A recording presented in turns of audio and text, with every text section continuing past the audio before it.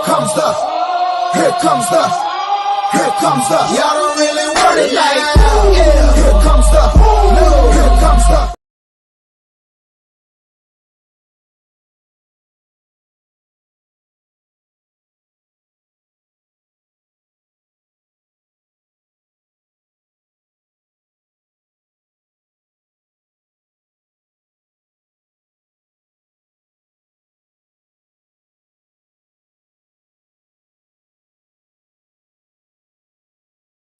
Yo, what is going on, everybody? Man, if you guys are new here, I am your host, Calvin Domingo, aka Steezy.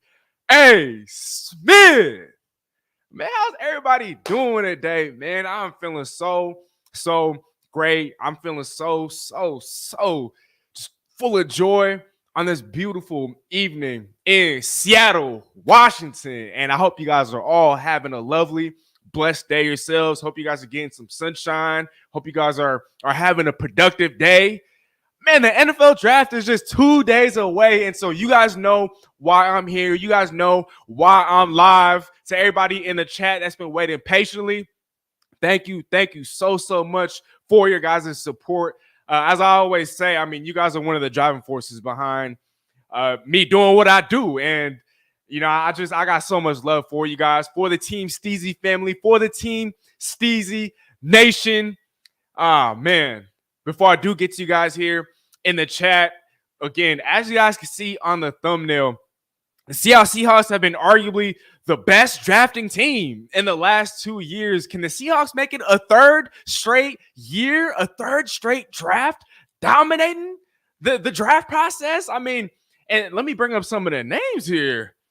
But Charles Cross, Boye Mafe, Kenneth Walker, Abe Lucas, Riq Woolen, Devon Witherspoon, Jaxon Smith-Njigba.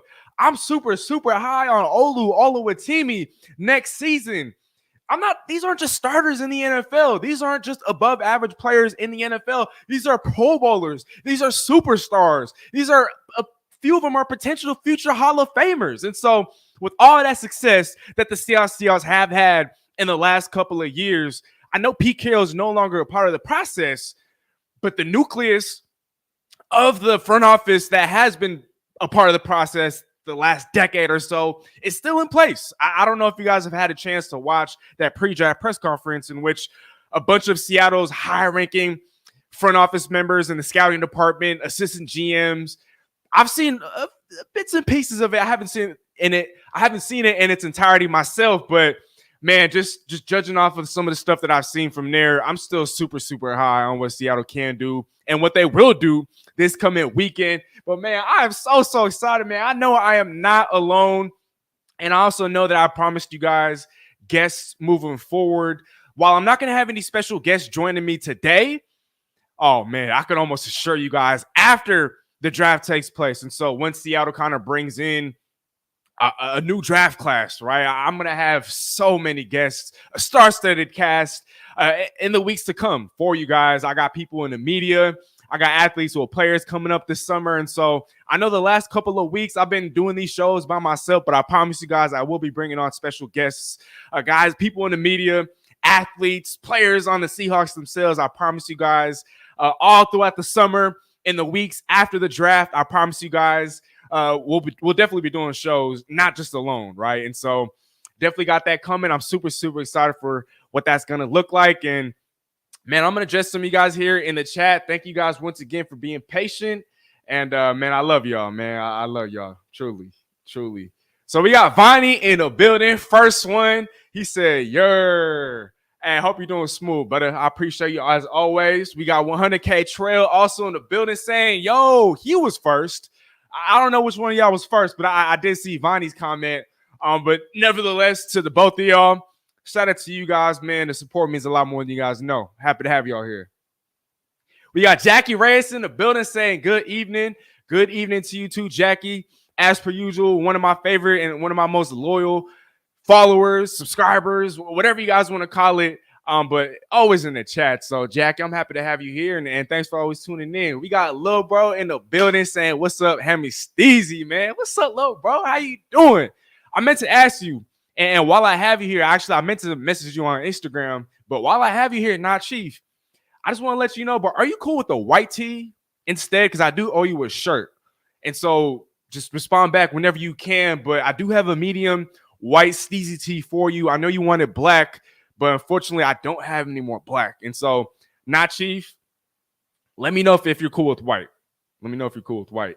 We got Young Meech in the building saying, what's up, man? What's up, Young Meech, man? I'm happy to see you here. I hope you're having a great time, a great day. And, man, thanks for tuning in, brother. Thanks for tuning in. We got Rhea in the building saying, what's good, Calvin? Man, what's good, Rhea? Yeah. I hope you're having a lovely day. Man, it's beautiful outside. I know you're here in the area. I know you're local. And I love seeing you here. I love seeing you here in the chat. And so, Rhea, I hope you're having a blessed night. And thanks for always popping out, for real. And then we got Young Meech over here. I think it's safe to say he's speaking for everybody when he says that I'm feeling pumped. Draft day is 2 days away. Yes, it most definitely is. I don't usually go live on Thursdays, but I'm thinking I might go live, but on my phone, right? And so it's going to look a little different. Obviously, the setup isn't going to be here. I'm probably not going to be dressed up like I should, but I might go live on my phone. And so it's gonna be vertical, obviously. And like I said, the setting is gonna be a little different. The attire is gonna be a little different. But for you guys, and for those of you guys that are gonna catch the replay, I'm talking to you as well. But for everybody in the chat, stay tuned for this Thursday. I might go live either right before, during, or after Seattle makes their pick or makes its pick in the first round. So stay tuned for that. If you guys aren't already, if you guys haven't already hit that notification bell, be sure to hit that notification bell. I know a lot of people miss out on live streams, a lot of people that follow me. And so, hit that notification bell because I do plan and I do want to go live while I'm on lunch break at work this coming Thursday. So be sure to turn on that notification bell so you guys don't miss it. We got Daquan Ingram in the building saying, what's up, family? Man, what's up, Daquan, man? How you doing, man? How are you doing, man? Thanks for always tuning in, I love seeing you here. Thank you. We got Not Chief in the building saying, yeah, bro, that's fine. All right, well, perfect. I will look to get that done for you as soon as I possibly can, but we'll keep in touch, Not Chief. We'll keep in touch. Thanks for understanding. And then we got 100K Trail saying, I'm looking forward to the draft, but I also have a math test. Hey, if you need help, shoot, look to the chat. Ask the chat, or shoot, I'd be glad to help in whatever way that I can. I mean, shoot, let me know, 100K Trail. Let me know some. Now Chief is saying I need white shirts anyways. I need some more myself. And then we got Fly Zero Gravity in the building. I think this is my first time seeing you in the chat. But Fly Zero Gravity, man, thank you for taking the time to tune in. I hope you're having a great day, soaking up some sunshine. I don't know if you're local, but, man, I'm happy to have you here. And they're saying they're jacked up for the draft. I love your channel. Man, thank you so much for the support. It means more than you know. Thank you. I'm happy to have you here. 100K Trail saying, how about an IG Live, Calvin? Oh, shoot. Now, I'm always amused when people call me Calvin, and nothing wrong with that. Obviously, that's my government, right? That's my name. It's just I'm so used to everybody calling me Steez nowadays. I mean, even the family, even the people around me, that's all they call me nowadays. Steezy. I know I introduced myself as Calvin, so I don't even know why I'm as surprised as I am. But 100K Trail, I think that's actually a great point. I don't know how many of you guys here in the chat follow me on Instagram, but that is another option. If for whatever reason, YouTube, I can't make that work, I'm going to go live one way or another, whether that's on Instagram, whether that's on YouTube, but I definitely feel like I got to get my live reaction, man, for real. I really do. So if you guys aren't already following me, and let me put this out in the chat for you guys real quick. But if you guys aren't already following me on Instagram, I'm going to leave the handle for you guys right here. So be sure to follow me on Instagram right here, at Steezy A Smith TV, just in case I do end up going live on Instagram as opposed to YouTube. So keep that in mind, y'all. And if you guys don't use Instagram, that's totally fine. Just be sure to hit that notification bell so you don't miss it. Yo, Meech is saying, I got my Seahawk gear already ready. Man, I believe it. As should most 12s, right? If not all the 12s out there. I mean, man, draft season, I feel like the last couple of months or so, there hasn't been too much going on, right, in the NFL. Obviously, the whole draft process is a very long process, right? It's a process that does linger. You got the combine, you got top 30 visits, you got guys that are being hosted for dinners. You have a bunch of interviews via Zoom. Guys are getting guys are getting flown out. And so there's a lot that goes into this process. But for it to finally be here, man, I know that the 2 days will go by fast and the draft will be here a lot, well before we know it. So, Young Meech, I like the mindset. Shoot. Oh, man. But one more time, you guys, at Steezy Smith TV on Instagram, just in case I go live on Instagram as opposed to YouTube. But, man, let's just I'm going to get back to you guys here in the chat. I'm going to just kick things off. I mean, I did come in a little late, and so I apologize for that, you guys. But without further ado, I'm not going to waste any more time, y'all. I am not going to waste any more time. I'm going to get to the whole super chat business and promoting Instagram. I'm going to get to that in a little bit. But like I said, though, hit that notification bell so you don't ever miss a live show on this channel. Ooh, like we was just talking about. Charles Cross, Boye Mafe, K9, Abe Lucas, Riq Woolen, Devon Witherspoon, JSN are just a few examples of the home runs that the Seahawks have drafted in the last 2 years. That said, there's an argument to be made that Seattle is the best drafting team in the NFL. Can they make it 3 years in a row come April 25th, 2024? Chat, this question is for you guys. I'm not going to answer it. I want you guys to answer it. And let me know what you guys are thinking, man. Let me know what's in your head. Talk to me. While I'm waiting for you guys to answer this question for me, I'm going to go back to the chat one more time here. But we got Rhea saying, I'm doing great, having a blessed day. Hope you had a great and blessed day as well. Hey, we blessed by the best, man. So I'm always doing great. I'm always feeling blessed. And Rhea, I mean, I'm happy to be doing this. I love doing this. I love interacting with you guys, for you guys, answering questions and whatnot. And just more importantly, just talking Seahawks. I mean, obviously I find a lot of joy in this, as do you guys. And yeah, I'm feeling great, though. I'm feeling great. We blessed by the best, baby. We blessed by the best. We got Why You Mad, Bro, saying, yo, and in the building, man. What's going on? Why you mad, bro? Hope you're having a lovely day. And, oh, shoot. And I'm happy to have you here. I'm happy to have you here. Truly.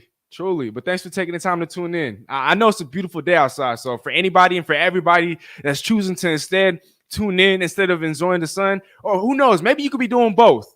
But I'm truly appreciative, for real. I mean, it's only going to get more beautiful, and I'm referring to the weather. So for those of you guys that are willing to take time out your day, out your busy lives to tune in here, it means more than you know. Again, though, you guys, if you guys can answer this question for me, it's simple, but I do want to get your guys' thoughts. Again, can the Seahawks make it 3 years in a row in which they've had arguably the best draft class in the National Football League? You guys talk to me. You guys let me know. Today's show, we will be covering bold predictions. Towards the latter part of this show, I will do a 2-round mock draft, and I prefer to do it with you guys. And so if you guys want to stick with me, we will be doing a mock draft live on this channel of the first 2 rounds. And we could include a trade or two. I will try to keep the trades to a minimum. And so, yeah, if that sounds interesting, be sure to stick around till the end. But again, I want to hear your guys' thoughts. We will be going over my final big board for the Seahawks. We will be talking about bold predictions. We will be talking about sneaky positions of need for the Seahawks. I will be providing a salary cap space update.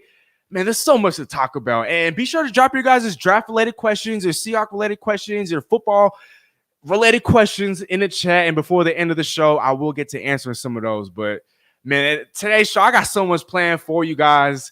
Man, I'm gonna go back to you guys here in the chat, though. We got Young Meech saying McDonald has the quarterbacks wearing the throwback jerseys and workouts is different, but I like it. Okay, and so what I heard is that quarterbacks during practice will be wearing throwback jerseys, defensive players will be wearing white jerseys, and offensive players will be wearing the home jerseys, so the blue jerseys. It is different, but hey, change is good, right? Not always, but for the most part, change is good. And it's something different. It is something different. But man, I like it. Heck, I love it, honestly. It's something different. Like, it's something very unique. It's not something I feel like a lot of teams are doing. You guys correct me if I'm wrong, but Young Meech, I think that's a great point. Thanks for bringing it up. I absolutely love it. And then Jaws in the building, man, is saying, see, man, is it Bears Mo? I might be saying that wrong, but you're referring to the music video from yesterday. Lots of calling out that pass play at the 2-yard line. I didn't even see it. I didn't see that. But Jaws, if you follow me on Instagram, send me a link. I definitely gotta tune in and check that out for myself. Because what? We still hearing disses about the pass at the 2-yard line? Man, that was over 10 years ago. Man, sheesh. But I'm real interested. Now you got me interested. Now you got me curious, Jaws. I gotta see that. I gotta see that. And it was his birthday too. Okay, well, happy belated birthday. Happy belated birthday. 100K Trail saying we definitely could. This draft class is stacked, and we still will have a lot of talent in the later rounds. No doubt about that. I mean, especially if there's a run on quarterbacks, right? In the first 14 or 15 picks, if there's a run on offensive players, teams that are picking in the top 13 or 14, they're going to covet wide receivers, offensive linemen, and quarterbacks. And so that might leave a blue chip collar defensive prospect or 2 or 3 or perhaps 4 for the Seahawks for the taking. And so I do have a bold prediction that I will share with you guys a little later in the show. Oh, wow. Okay. I feel stupid now. What? Okay. Beast mode with the O-Town sound. Bro, how did I not connect the dots? How did I not connect the dots there? Okay, man. All right. Let me go back and go back to that comment. Okay, so see Beast Mode's music video yesterday. Lots of calling out that pass play at the 2-yard line. It was his birthday yesterday. So Beast Mode to a Seahawk legend, to a Seattle legend, to a Seattle icon. Happy belated birthday. That's crazy, though. I don't know why I didn't get it the first time, but Jaws, I appreciate that.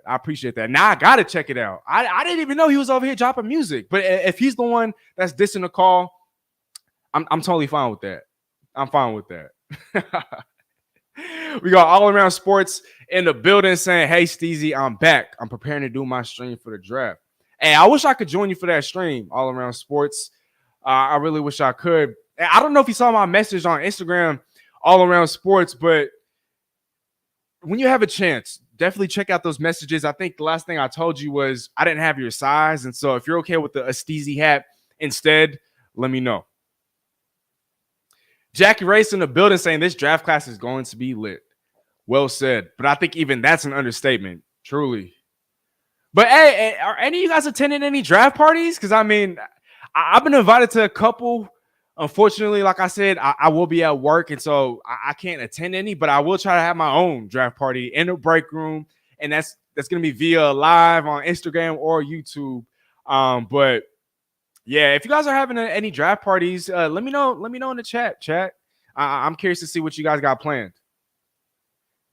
100K Trails asking, do you think that Kenny could get some touches? Oh, no doubt. And that's why, and I probably should have included this in the list of topics to cover for today. That's why I'm fine with Seattle kicking the tires on the Rashad Penny. I just don't think that Seattle should be wasting. Let me not say wasting. Let me take that back. I'm not sure I want the Seahawks to draft any more running backs, especially as it stands right now. Seattle does have limited draft capital. And we'll talk about this when we get to the bold predictions segment of tonight's show. I do think that Seattle will trade back, but not as further back into the first round as you guys might think. But 100K Trail, going back to your question, no doubt about that. Definitely on special teams, whether that's at kick returner or punt returner, or the Laviska Shenault might have something to say about the kick returner position. Yes, I mean, he's essentially a rookie this year. Just didn't have any snaps. He wasn't healthy for a big chunk of last year, and so he's essentially a rookie this year. And I don't think that Seattle would have double-dipped at running back in last year's class if they didn't have plans for a Kenny McIntosh moving forward. And so I think he has a lot of potential. I think he could be the primary pass-catching back this year if he's able to get on the field as much as I think he can. And so that's not a knock on K9. That's not a knock on Zach Charbonnet. I think that's just how good a Kenny McIntosh is. And so I'm curious to see what he will bring to the table. I'm a big believer in his potential and what he's capable of. And yes, he will get touches. No doubt about that. Even if Seattle were to sign a Rashad Penny, I think he'll be strictly depth. So yes, Kenny McIntosh will get touches and hopefully a lot of them. All Around Sports here with a great point. All Around Sports is saying this is beginning of the Seahawk rise. I don't disagree. I don't. And then in regards to my draft plans question, Jackie's saying I will be watching with you. Oh, shoot. Okay. Caso. Oh, at the Casa. At the Casa? Is that what you're saying, Jackie? Okay, and Jaws is saying he wasn't the one rapping, but he definitely seemed to approve the message. Was all over the video. Hey, man, right after the show, that might be one of the first things I do. But thanks for bringing that to my attention, Jaws. Young Meech is saying I'll be watching in the crib with some wings and beers. Hey, that sounds like a night. But you making me hungry bringing up them wings, man. Jackie is saying, hope you are enjoying the Seattle weather. Hey, I am. I hope you are too, and I hope everybody else in the chat is. And if not, get some sunshine. Seahawks Sage in the building, man. What's up? Just coming in. Have you discussed safeties at all? Some dogs at that position in this class.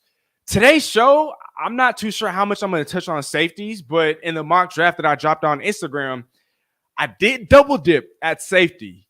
And for those of you guys that haven't seen it, I'm referring to the Miami Mutant, James Williams, and Jaden Hicks at a wazoo. Cameron Kitchens also would not be disappointed in if Seattle left the draft with him as one of the guys that they draft at the safety position.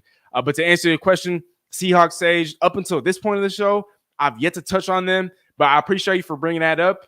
And if you guys are interested in checking out my mock draft 1.0, again, be sure to follow me on Instagram at Steezy A Smith TV. I did a collab post with Hawk Mania. And for those of you guys that might remember, that was a mock draft that I did with the Hawk Zone Rundown podcast. So be sure to check them out. They've been putting out lots of great content, interviewing a bunch of different guests. And so, man, I really love the work that they're doing. But that mock draft is via the Hawk Zone Rundown podcast, and it was via a collab post with Hawks Mania on Instagram if you guys want to check that out. 100K Trail is saying, I strongly believe we could have a similar situation to the Texans. I don't like to compare us to only franchises if it's not our rival, but I think we go to the playoffs. You know, that's definitely a bold prediction as of right now. And obviously, I'm not married to my statements. They are fluid. As of right now, I don't think that the Seahawks will make the playoffs, even after the draft. I just don't think that will happen. I think come 2025, Seattle could be a bona fide contender. We'll see what happens, though. But 100K Trail, I think that's a great prediction. I do.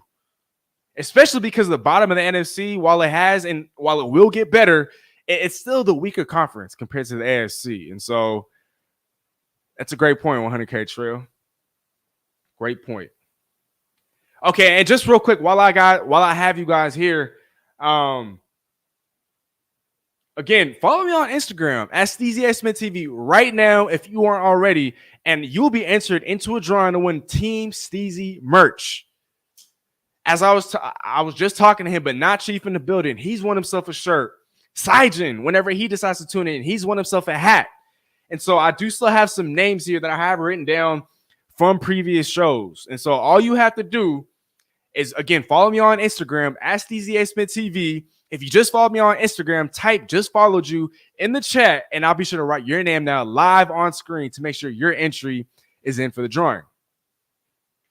As per usual, you guys, all super chats are greatly appreciated. And like I have been doing for the last month or so, in regards to super chats, whoever finishes tonight with the highest donation total will win a free embroidered Team Steezy tee or a cap. And so I had a drop recently, and I haven't officially posted these yet. But I'm going to just show you guys a few examples of some of the things that you can win for winning the Super Chat Challenge. We got this Team Steezy tee right here. This Team Steezy cap. Ooh-wee. Oh, yeah. We got this right here. Ooh. Ooh, my gosh. Damn. And then I think I've shown you guys on screen before this one right here. Got the crown in the back. One more time to you guys. These are things that you could potentially win.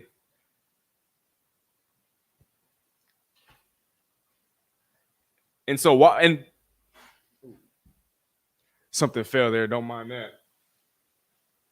And let me show you guys an example of a Steezy tee.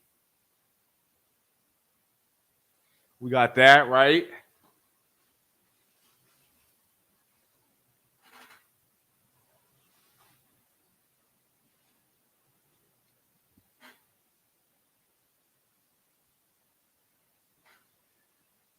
So lots of stuff here for you guys. So once again, all super chats are greatly appreciated. And in regards to super chats, whoever finishes tonight with the highest donation total will win a free custom Team Steezy tee or cap of their choice.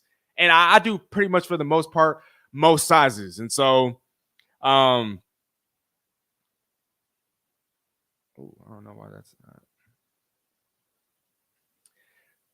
Apologize for that. But again, you guys, and let me just show you guys the hats one more time, because, man, these are so, So we got this, right? It comes in red, comes in blue, and it comes in this like wheat/cream.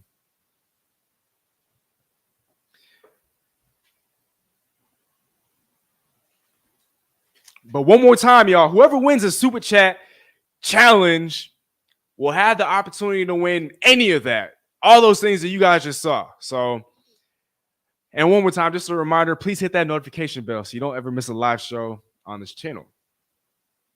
Before we get into the meat of the show, I will go back to you guys here one more time in the chat. We got Tyler Parcher, man, in the building. Long time no see. Tyler Parcher, brother. I hope you're doing well. Really, Tyler. And I will bring you on the show one of these days. I promise. I promise. And then All Around Sports is saying, yeah, agreed. I would be surprised if we did. Hey, but the Seahawks love to zig while everybody zags. And so if that, for lack of a better term, unorthodox approach leads to the team being in the playoffs next year, I wouldn't be mad at it. I wouldn't. Hey, let me adjust this real quick. I don't know why that.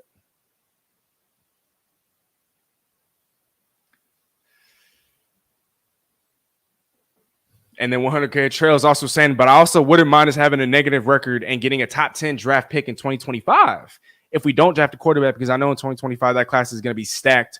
Also, just to name a few, Shedeur Sanders, right? And Quinn Ewers, right, from Texas. That's going to be another option at quarterback. There's also Cam Ward, Jackson Dart. 100K Trail is saying, can you put my name down? Okay. So 100K Trail, just follow me on Instagram. So I'm going to write your name down right now. Right here.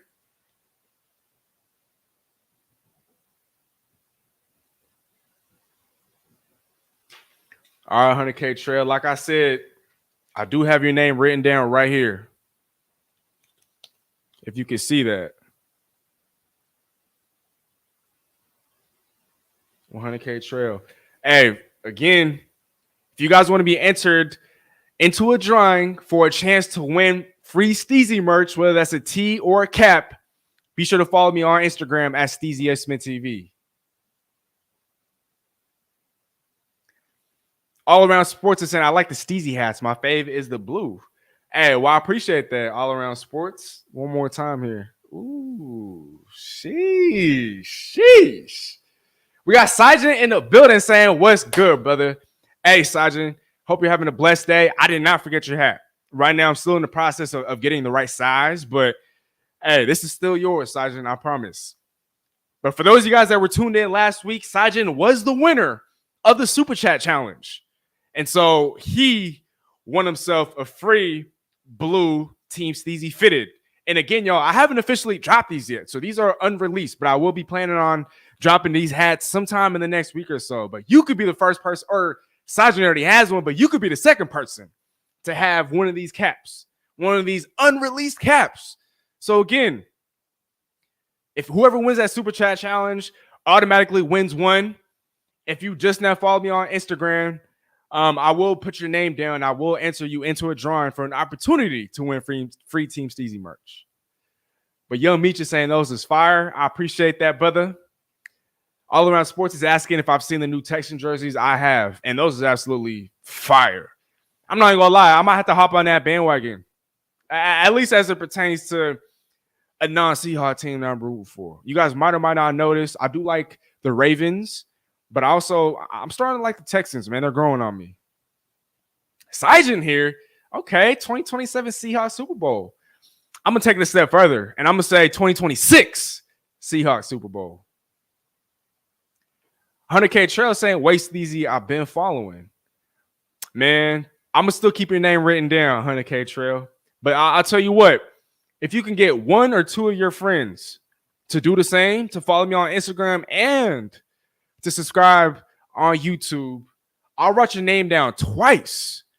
And when I do the drawing, I'll put two pieces of paper. How would I even phrase that? I'll make sure you have two entries. Let me just say it like that. I don't know why that was as difficult as it was, but 100K Trail, if you could get a friend or two to also follow me on Instagram and to subscribe on YouTube, I'm going to write your name down twice. That way you have a better opportunity of winning some free Team Steezy merch. If you don't, I'm telling mom. No, I got you, Sergeant. I got you. But as always, happy to have you here, though, brother. For real. The Seahawks are growing. We're going to be a dangerous threat in the future. Well said. Well said. But all right, you guys, like I said, and just a reminder, I do want to put out my top 5 non-offensive linemen Seahawks big board because I do have a bet with Dune Moose. Dune Moose, I don't know if you're in the chat, but I had that written down. I ain't forget. And so what I said was, and pretty much essentially what our bet was, if the Seahawks don't take an offensive lineman, they will take one of these 5. Any of these 5. Byron Murphy, Jared Verse, Jaxon Newton, or is it Jerhan Newton? Excuse me if he's watching this in the future. Cooper DeJean, and then Chop Robinson / Layatu Latu. So if it's not an offensive lineman in the first round, it's going to be one of these guys. But that's just my top 5 non-offensive linemen Seahawks big board. I had this up last week. I just kind of wanted to remind the chat and for those of you guys that are catching the replay.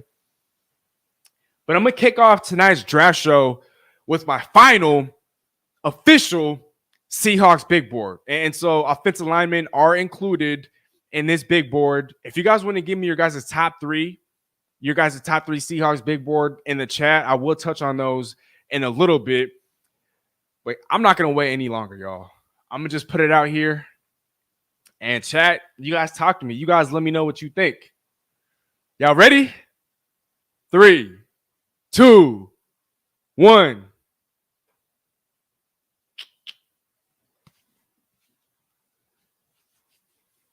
You guys let me know what you think here. But this is my official and my final Seahawks big board. Number 1. This should not come as a surprise to anybody. Troy Fautanu. Number 2, Talise Fuaga. Number 3, Byron Murphy II. Number 4, Jared Verse. Number 5, Jerhan Newton. Number 6, Graham Barton. Number 7, J.C. Latham. Number 8, Layatu Latu. Number 9, Cooper DeJean. And last but certainly not least, number 10, Dallas Turner, edge rusher from Alabama. Again, you guys, here is my final Seahawks big board. And I tried to only put down realistic picks. And so you're not going to see a JJ McCarthy. You're not going to see a Drake May or a Jaden Daniels or a Caleb Williams or a Marvin Harrison, Brock Bowers. I mean, those guys, I truly believe all those guys are gone by the time Seattle picks at wherever they end up picking in the first round. But I want to see your guys' top 3 Seahawks big board. I want to see how it compares to mine. I want to see how it compares to the consensus, to other draft pundits, to other media members. I've seen a whole bunch. And so I want to see what your guys' is looking like. And I thought long and hard about taking an impact / blue chip defender, right? Like a Byron Murphy or Jared Verse. I thought very long and hard about having one of those guys at number 1 on my big board. But to be real raw, I can't get cute with it. I can't. And while the LaCan Tomlinson might have swayed my mind a little bit as it did, right, with other 12s, I got back into my senses. It has to be a Troy Fautanu or a Talise Fuaga in the first round, provided that they're there, right? And if the Seahawks are able to trade down in the first round while acquiring another day 2 pick, then I'm okay with the Seahawks going with the blue chipper on defense. And then with that second round pick that it acquires, then you take an offensive lineman.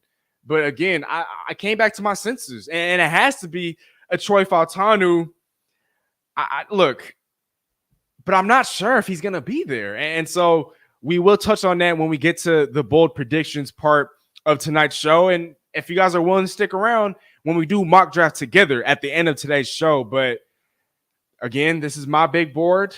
I'm going to get your guys' thoughts. I want to see your guys' big board. And chat, here we go, baby. Let me get back to you guys here. Oh, and Sajin with a quick Mariners update. Oh, I didn't know the Mariners were playing the Texans. But I think, all jokes aside, I think Sajin is referring to the Texas Rangers. Is it the Rangers? I know it sounds kind of bad, but I'm not even sure. I'm not even sure who the Mariners are playing right now. But Mariners are 4-0, bottom of the 9th. Thank you for that update, Sajin. Seahawks Sage is saying, what if it's Penix? Hey, if you guys were tuned in about a month ago, I did have a live show where the premise of the show was about the Seahawks zigging while the rest of the league zags. And so if the Seahawks truly believe in Michael Penix and they take him, I trust their judgment. So if it is Penix, I wouldn't be mad at it. It just wouldn't be my preferred option. All Around Sports is saying, where's Sweat? He's a beast run stopper. Well, again, this is my top 10 big board for the first round. T'Vondre Sweat's not going to be drafted in the first round. He might not even be drafted in the second round, given the legal situation that's been floating around or that's currently happening, right, in his life. And so I don't think he's drafting, or I don't think he's going to get drafted in the first round. That's why he's not in that big board of mine.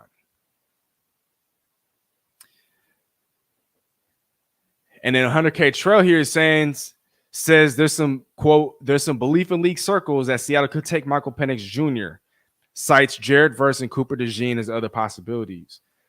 Hey, at this point in the draft process, you guys, a lot of what's coming out could just be smoke and mirrors. And so I wouldn't trust a lot of these reports that are coming out. I would just stick with your gut and stick with what's the most logical. Even if the Seahawks do like to zig while the rest of the league zags, again, we can't get cute here.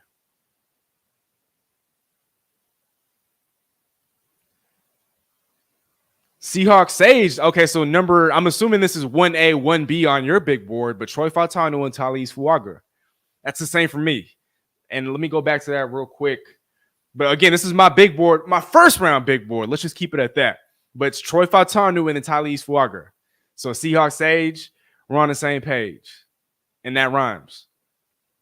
And then Michael Penix is number 2. Okay, interesting.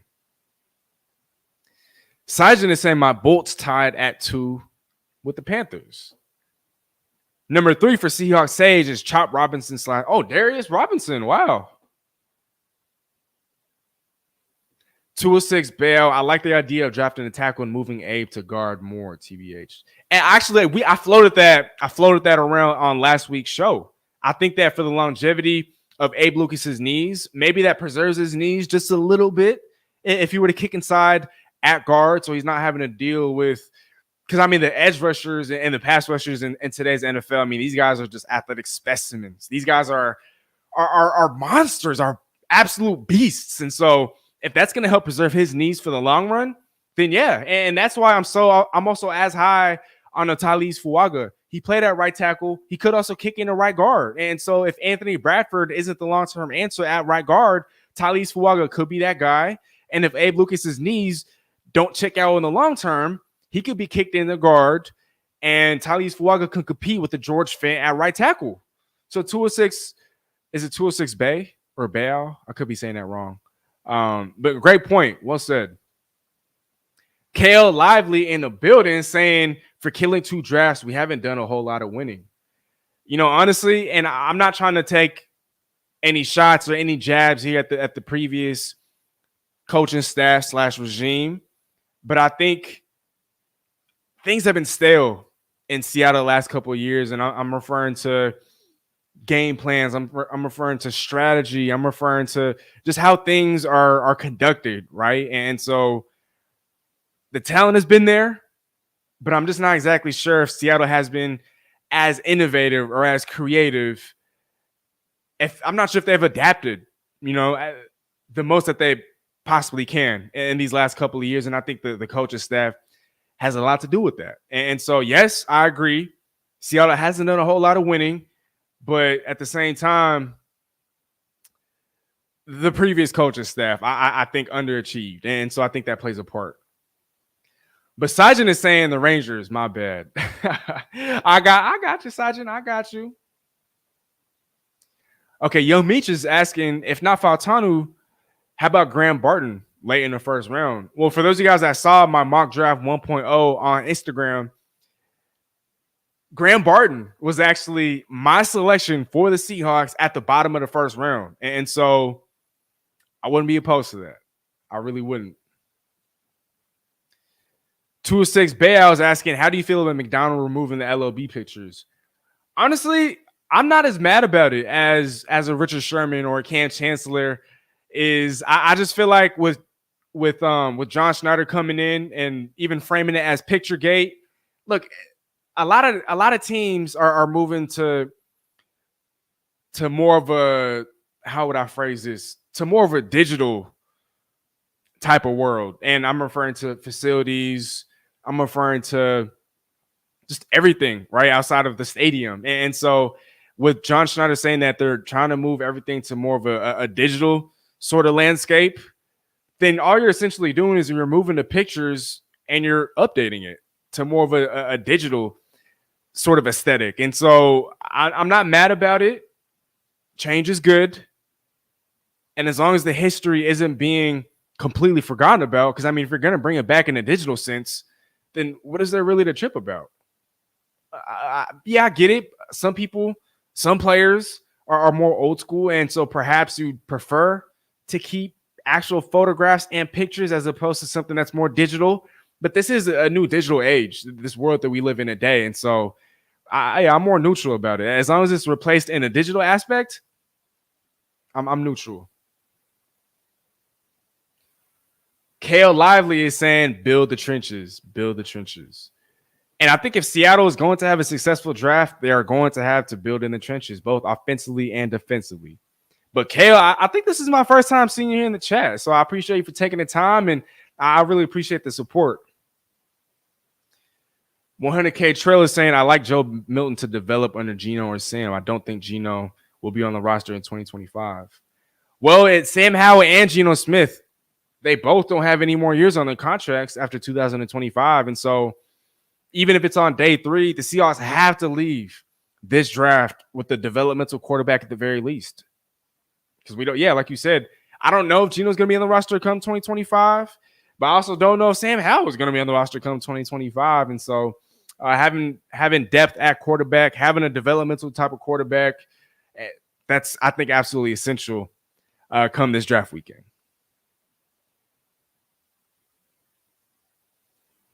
Hamza in the building, man. What's up, Hamza? So 1 is offensive line, okay, and then 2 defensive line, and then Cooper with trade backs for both. Cooper DeJean, I presume. Ooh, okay. I like the thought of that. All Around Sports has to head out. Hey, All Around Sports, appreciate you for tuning in. Hope you have a blessed night. Thanks for tuning in, for real. Seahawks Sage is saying Joe Milton has issues throwing to the flats with accuracy. The arm is wild, but I don't know if he has what it takes. I think that's fair. Obviously there has to be a lot of refinement done in his game. I think it's a little worrisome that he has spent so much time in college, yet him as a pure quarterback, it's not as refined as, let's say, I don't know, who's another prospect we want to talk about here.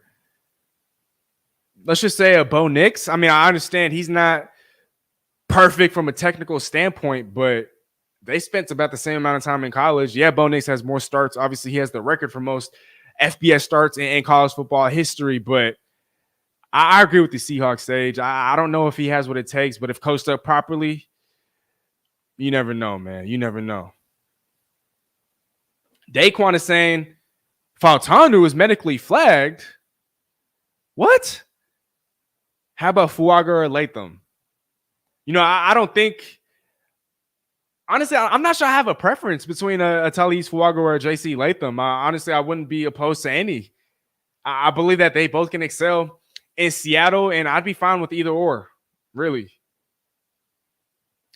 206 Bay, I was saying it would be great to trade down and get Jackson Powers Johnson, Amarius Mims, or Cooper Beebe, and it's pronounced Bo like Jackson.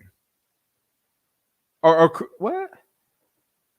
Hey, again, yeah, I wouldn't mind trading down if it means still landing a blue chipper on the offensive line or the defensive line. Hamza here talking spicy. Sherm became such a crybaby. Hey, Sherm, if you're watching this, I ain't say it, but I'm not gonna write him out. Let's just act like we didn't see that on the screen. Man, we got Gilbert in the building saying Steez fans, say what's up, chat. Hashtag Steez gang. I haven't seen that. I haven't seen that hashtag yet, but I'm not gonna lie, I'm a fan. I'm a fan of it. But man, Gilbert, appreciate you for taking the time to tune in, brother. Give me just a second here.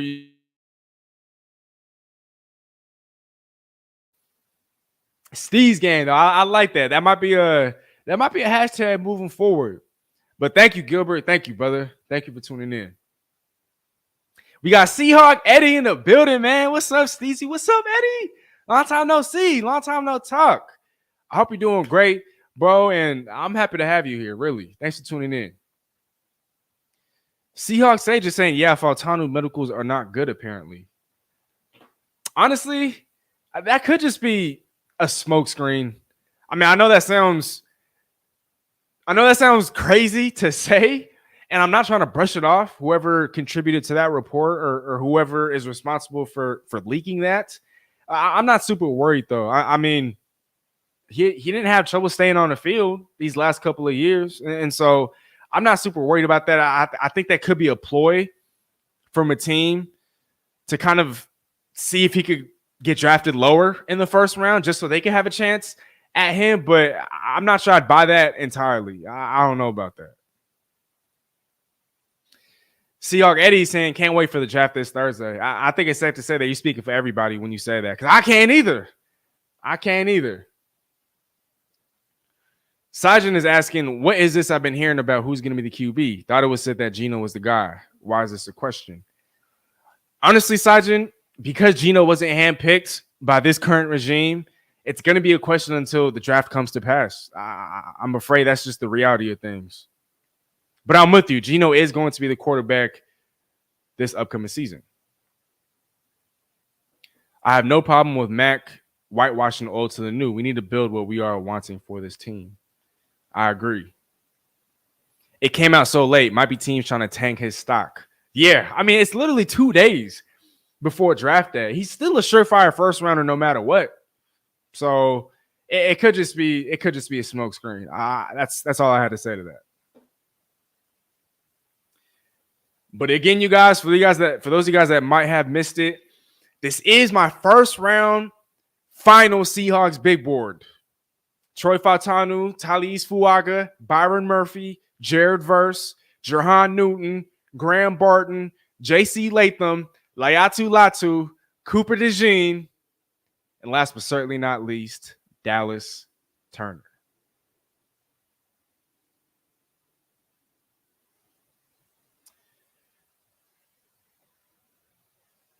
Seahawks Sage is saying Albert Breer of Sports Illustrated wrote how his medicals are not good. Says it's not a short-term issue, but could affect him later down the road. So what? This could be another Abraham Lucas type of situation? Man, if that's the case, oh, man, I don't know. Thankfully, Ryan Grubb has spent the last few years. Scott Huff has spent the last few years with a Troy Fautanu. So if anybody knows, those guys know. And I put my faith and my trust in the decisions that they're going to end up making. Young Meech is saying, I put my faith in John this Thursday through Saturday and see what he can do. Hey, I'm right there with you. Hamza is saying W list. Hey, thank you, Hamza. Thank you.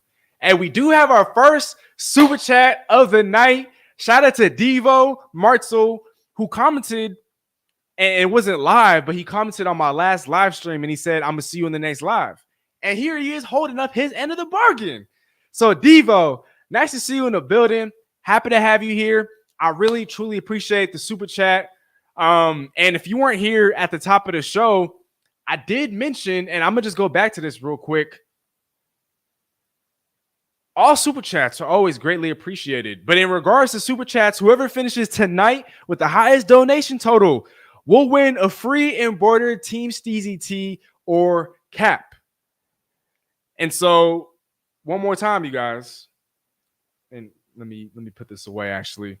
We got this, and we got this. And you guys have already seen the teas, and so I don't think, unless you guys want to see the teas, let me know in the chat.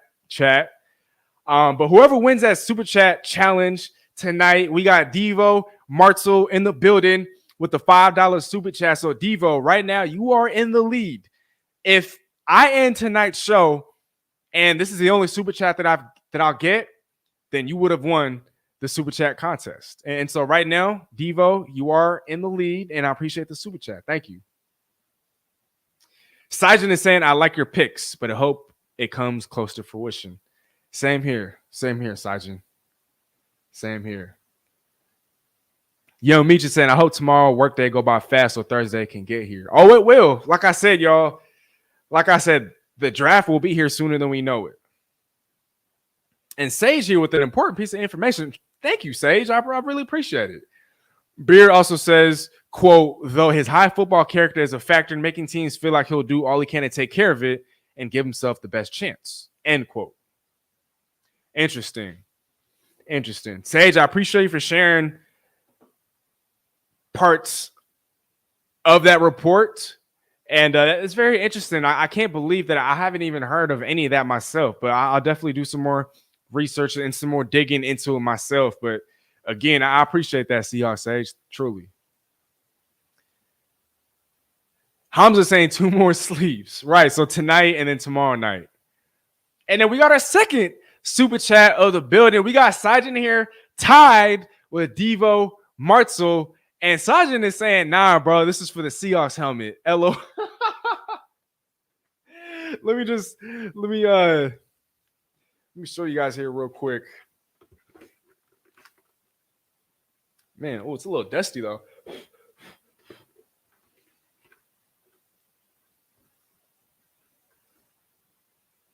Looks like Sajin has taken a liking to that Seahawks helmet.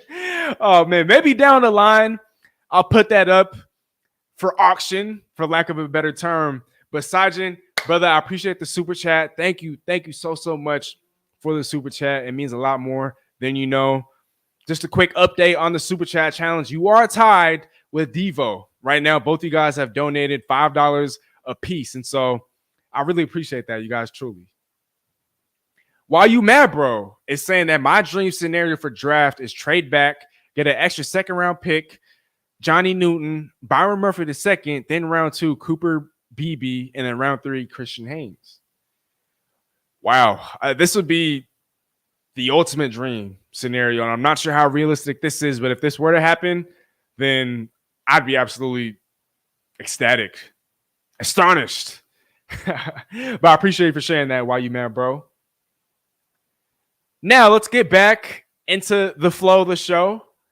And the last thing I showed you guys was my big board. So I'm going to put this up on the screen just for a brief period of time. And what I want to talk about next, though, what I do want to get into next, moving along,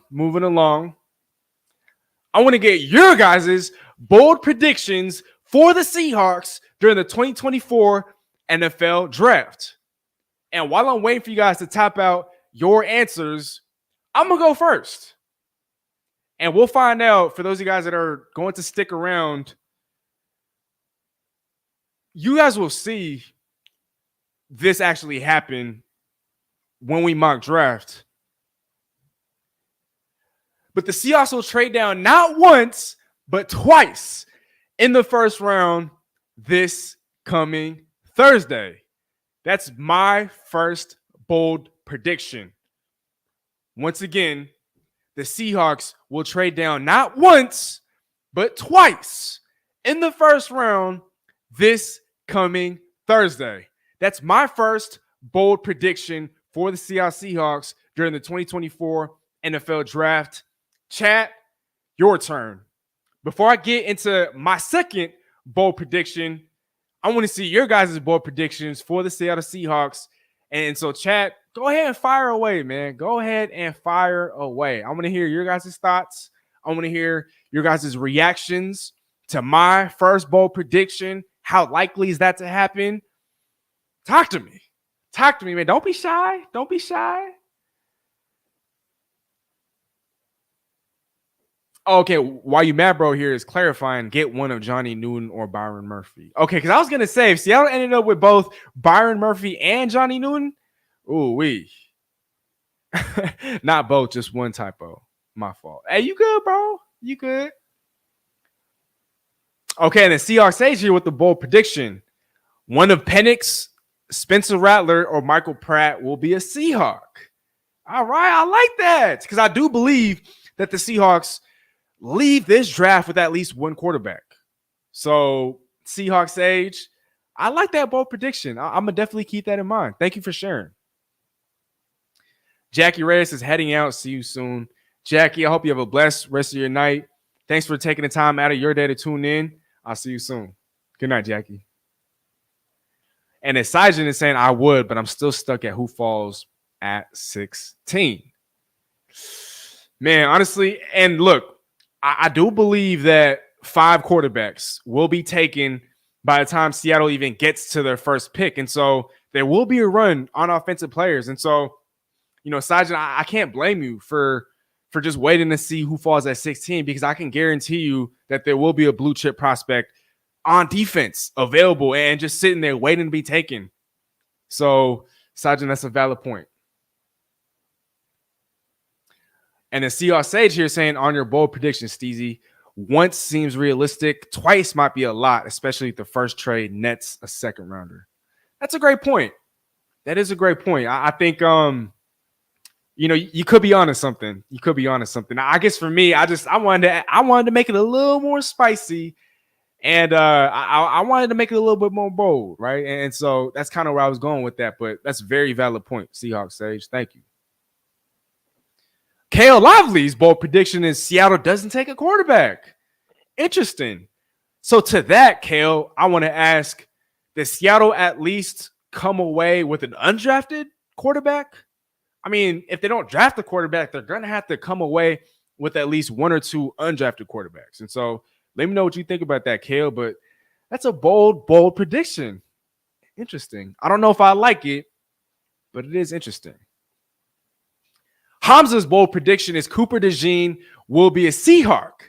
Would be great if it happens after they do, or would be great if it happens and then after do your prediction.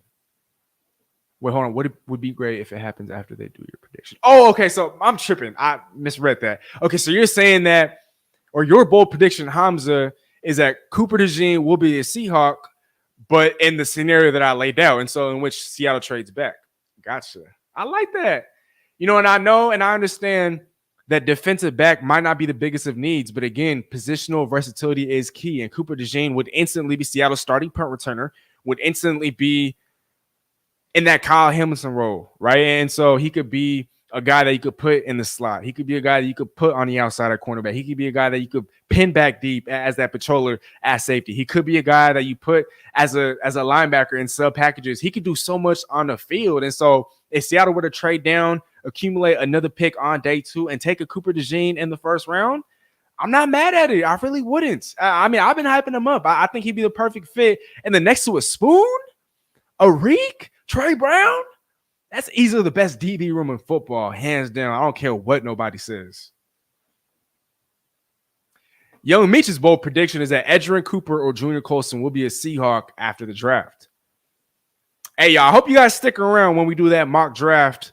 I'm going to stay here probably in the next 20 to 25 minutes. We will be conducting a mock draft live here on this channel. And so, hey, let's see, because we will be doing a mock draft of the first 2 rounds. And so that's an opportunity to potentially take one of these linebackers. If we were to put it on our GM caps, of course. But Young Meech, thank you for sharing. Kale Lively is saying the plan is to have Howell sit behind Geno, sign a cheap extension, and have him take over. John thinks he got a steal in the Howell trade. I believe he did too.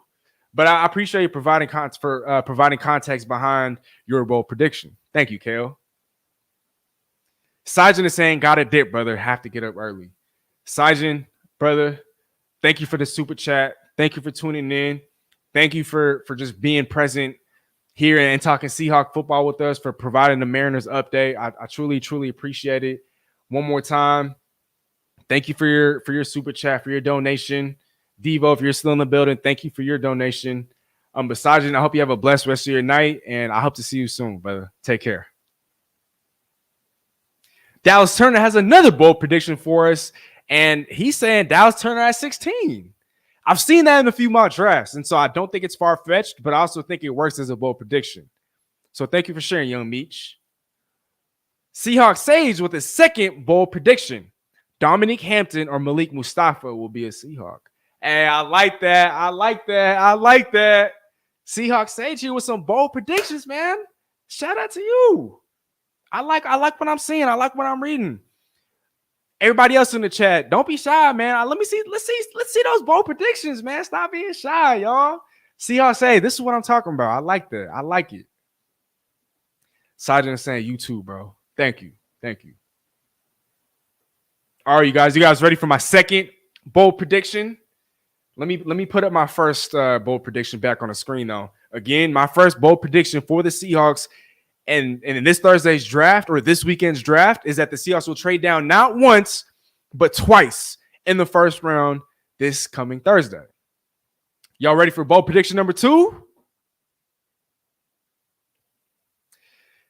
The Seahawks pass on an offensive lineman in the first round to take a highly coveted pass rusher. But in trading down, Seattle acquires a much-needed second rounder and will address the offensive line on day 2. I'm not sure if that's as bold of a prediction as it probably was like a month ago or even a couple of weeks ago. But that's my second bold prediction, you guys. I truly believe, because, and I can't talk right now. I think that, and while I do have Troy Fautanu and Atalis Fuaga atop my Seahawks big board, I just think that a chance to acquire more capital on day 2, all the while bringing in a blue chipper on defense, I think that'd be too much for Seattle to pass up, especially, and Seahawks Sage, credit to you, and shout out to Albert Breer for this report. If Troy Fautanu, if those medicals don't check out, or if he ends up just getting drafted even before Seattle has an opportunity to do so, Seattle passing on an offensive lineman wouldn't be the end of the world. I really don't. One more time, though. The Seahawks pass on an offensive lineman in the first round to take a highly coveted pass rusher, but in trading down, acquire a much-needed second rounder and will address the offensive line on day 2. That's bold prediction number 2. For me, now, if you guys have any more bold predictions you guys want to put out there in the chat, let's hear it, man. Let's hear it. Seahawks Sage is saying, don't sleep on Darius Robinson if they want a defender. Only issue is he might be gone due to his high character. I guess we won't know until this weekend, right? Until the draft does come to pass. But Seahawks Sage, I really appreciate the insight. I really appreciate the things that you're contributing in the chat. Man, thank you. But for those of you guys that are still wanting to put out your bold predictions, put them out there in the chat, and I will put it on the screen. I will be moving along here as it pertains to topics that we'll be covering. And the next thing that I want to address, we've talked about, and I've shown you guys my big board. I've given you guys my bold predictions, or at least a couple of bold predictions. The next thing that I want to ask, and this is a very straightforward question. We don't have to spend too much time on this, but I'm curious to hear what you guys think, chat. What positions are a sneaky need for the Seattle Seahawks? We all know the obvious, right? Offensive linemen, interior defensive linemen, linebackers, tight end. But what positions are a sneaky need for the Seattle Seahawks? You guys let me know in the chat. And I'm also talking to you guys, whether you're tuned in on Facebook, whether you're tuned in on X. Man, talk to me, man. Y'all being shy, man. I got everybody on YouTube contributing in the chat, but I know some people are tuning in on X, and I know some people are tuning in on Facebook. So let me hear some, y'all. I'll start. And again, once I probably provide my answer, the rest of the answers probably won't differ very much. But I think wide receiver, and this might not be a sneaky need because a lot of people have brought it up, a developmental quarterback.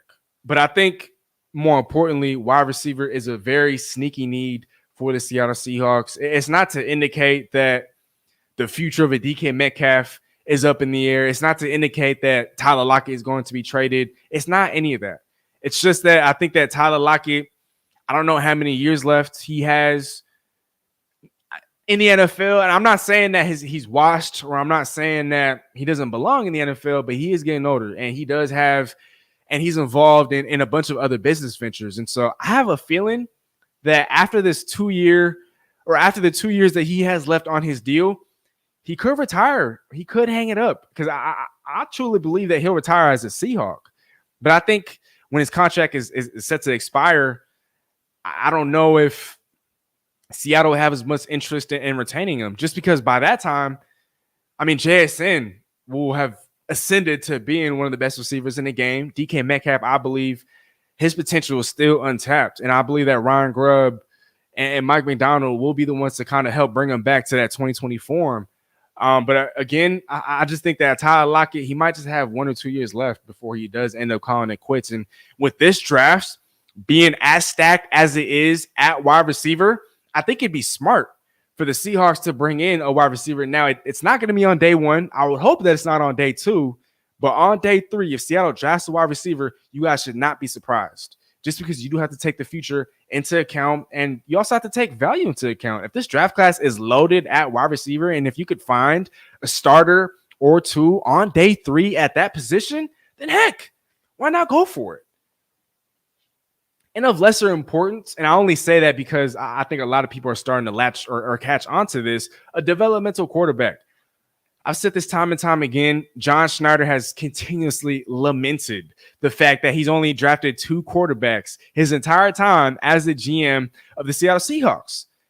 And so while this draft class is more top heavy at the quarterback position, I just don't believe that the Seahawks can leave this draft without a quarterback. And that means even dipping into the undrafted free agency waters. Whether Seattle drafts a quarterback on day 3 or leaves with 1 or 2 via undrafted free agency, I'm fine with. It doesn't matter which or. And it's not to say that I don't believe in Sam Howell. I'm just looking at the contract status of quarterbacks beyond 2025. Neither Sam Howell nor Geno Smith are signed beyond 2025. And so you can never have enough depth at quarterback, as the 49ers can attest to.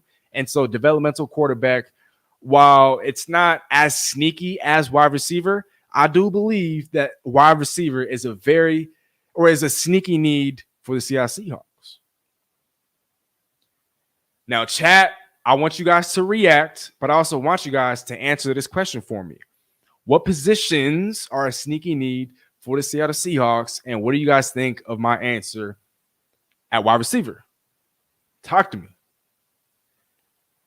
I'm going to go back to you guys here in the chat. Hamza with the bold prediction. Hamza saying Darrell Taylor will be traded for a day 3, maybe a late day 2 pick. Interesting.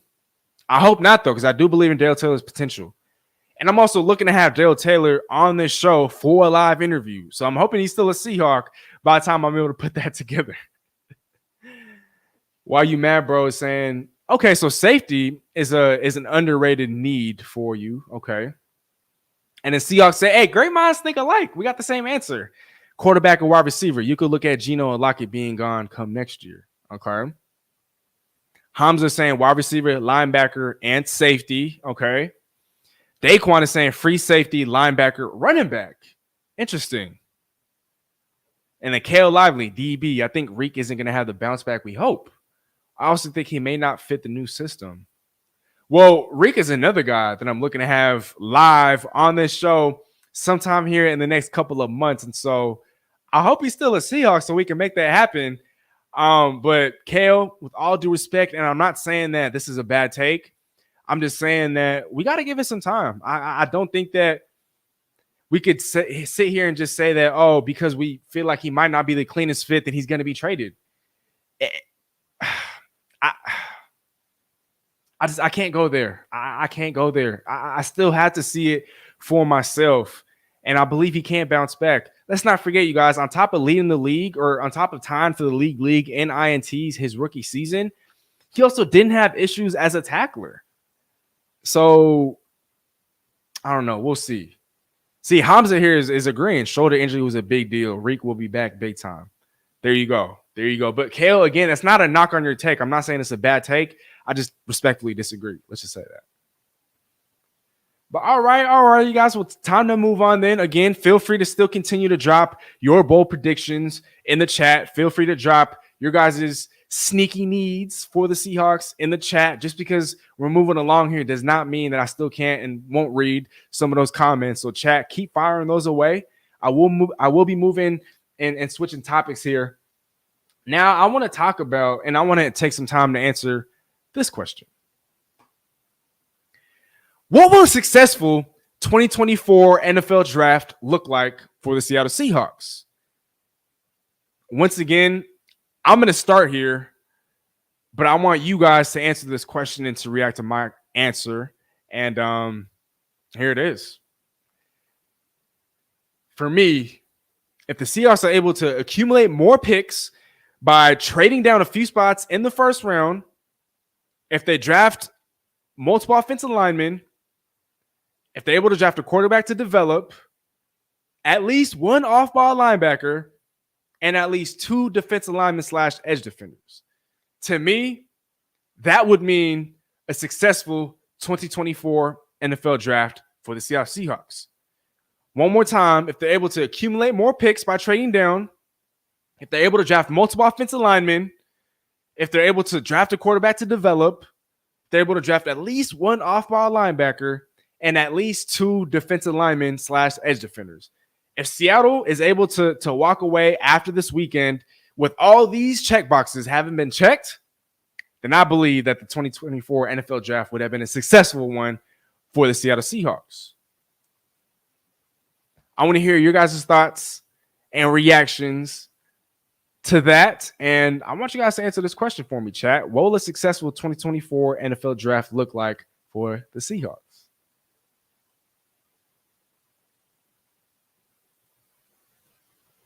And then Young Meech here is answering the previous question, but they're saying a versatile free safety, linebacker, and the wide receiver are sneaky needs for the Seahawks. Okay, well, thank you for sharing that. Hamza is reacting to my take, and Hamza is saying IDK about quarterback, but like everything else. Well, let me put this back up on the screen because this is what I think would constitute a successful draft for the Seahawks. Now, if a majority of these things were to happen, then I think Seattle could still walk away fairly successful. But again, to answer the question, if Seattle is able to accumulate more picks, draft multiple offensive linemen, a quarterback to develop, at least one off-ball linebacker, and at least two defensive linemen / edge defenders, I think Seattle would have had a successful draft. Again, chat, just because I do want to keep the show flowing, we're going to move on to the next topic. But feel free to drop your guys' thoughts, your guys' reactions to my takes in the chat, and I will touch on those shortly. Moving along now, and I apologize. I forgot who initially had brought this up, but I think this is important to touch on. Will the draft tell us what we need to know about Abe Lucas's knees moving forward? Could he potentially kick inside at guard to preserve the health of his knees? I've talked to a few people, and they believe that with him kicking inside to guard, not only would he be successful at guard, but that it could also preserve his knees moving forward. And so I think if Seattle drafts like a JC Latham or a Tyrese Fuaga, we can't just assume that, oh, they're going to be moved inside a right guard, because maybe that means Abe Lucas is moved inside and then JC Latham or Tyrese Fuaga keeps that spot at right tackle. Or obviously they had to compete with the George Fant. But I do think that this draft is going to be very, very telling as it pertains to the future of Abe Lucas and those knees of his. Because, man, he is such a talented offensive lineman. He has such a bright future in this league, but it's just he's had a hard time staying healthy. And these knee issues that he's had, it sucks, man. It hurts to see. But I think for me, and I want to put this on the screen because I think it's a little concerning, especially when you look at the sort of money that Seattle gave a George Fant. Yes, it's smart to hedge against the likelihood that Abe Lucas might not be a Seahawk for the long term. But this exchange here, actually not even exchange, but and shout out to Mike Duger, who we've had here on the show, a good friend of mine, covers the Seahawks for The Athletic. This is his tweet. Let me put this up on the screen here. I'm going to remove myself for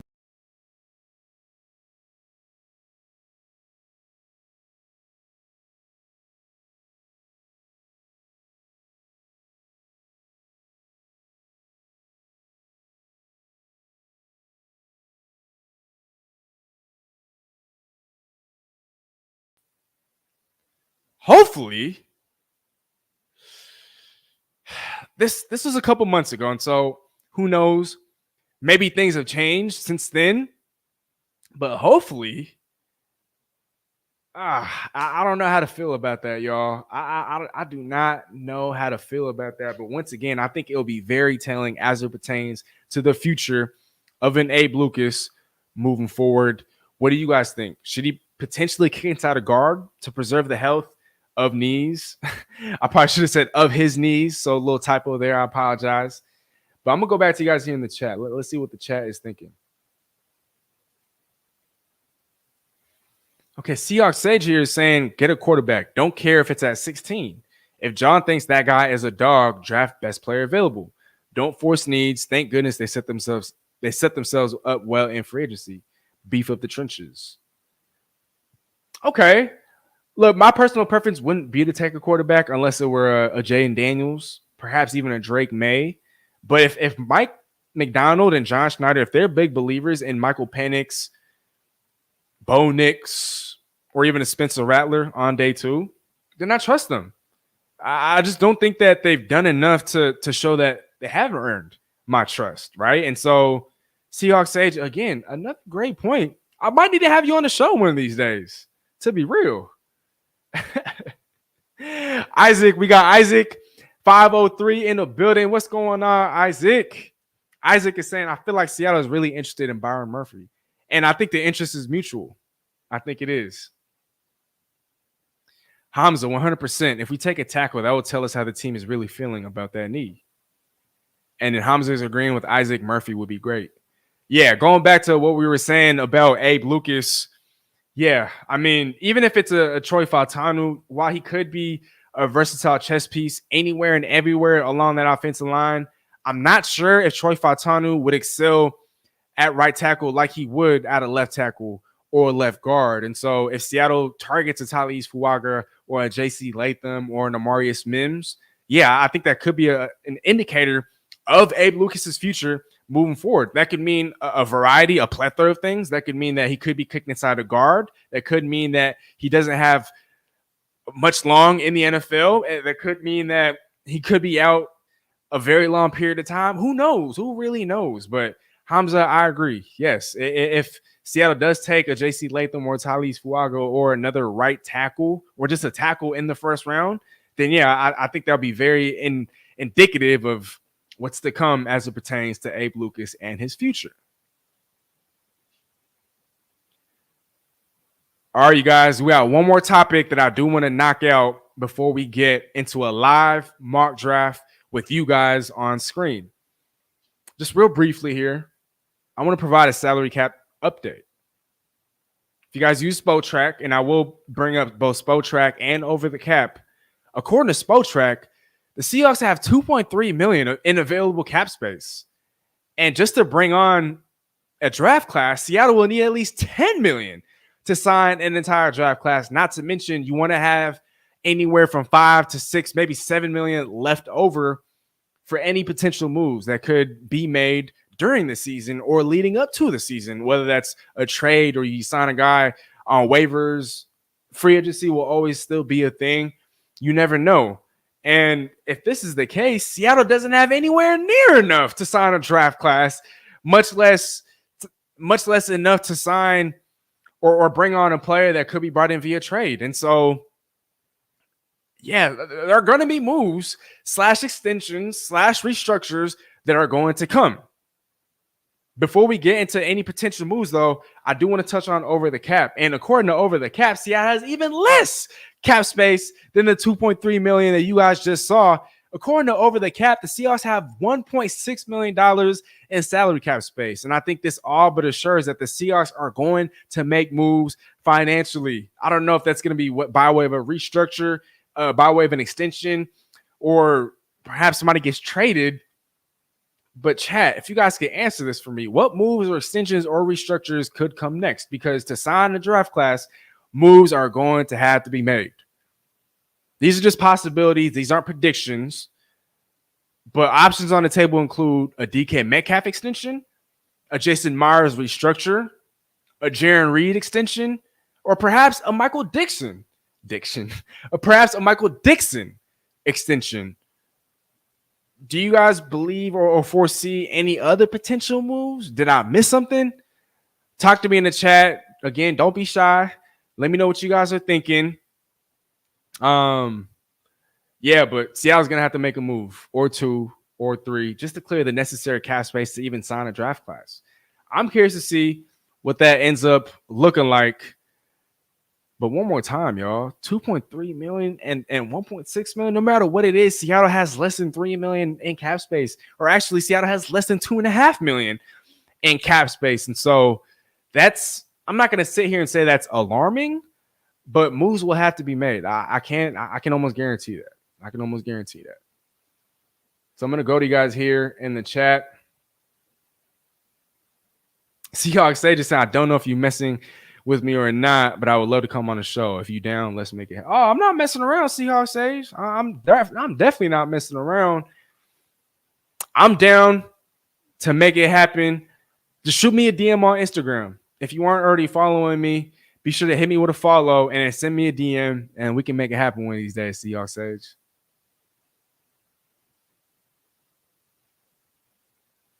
Daquan Ingram is saying at some point you're going to have to pay either Cross or Lucas. I think it would be wise to prepare for the one you're most likely to extend and get a suitable replacement for the other that's healthy.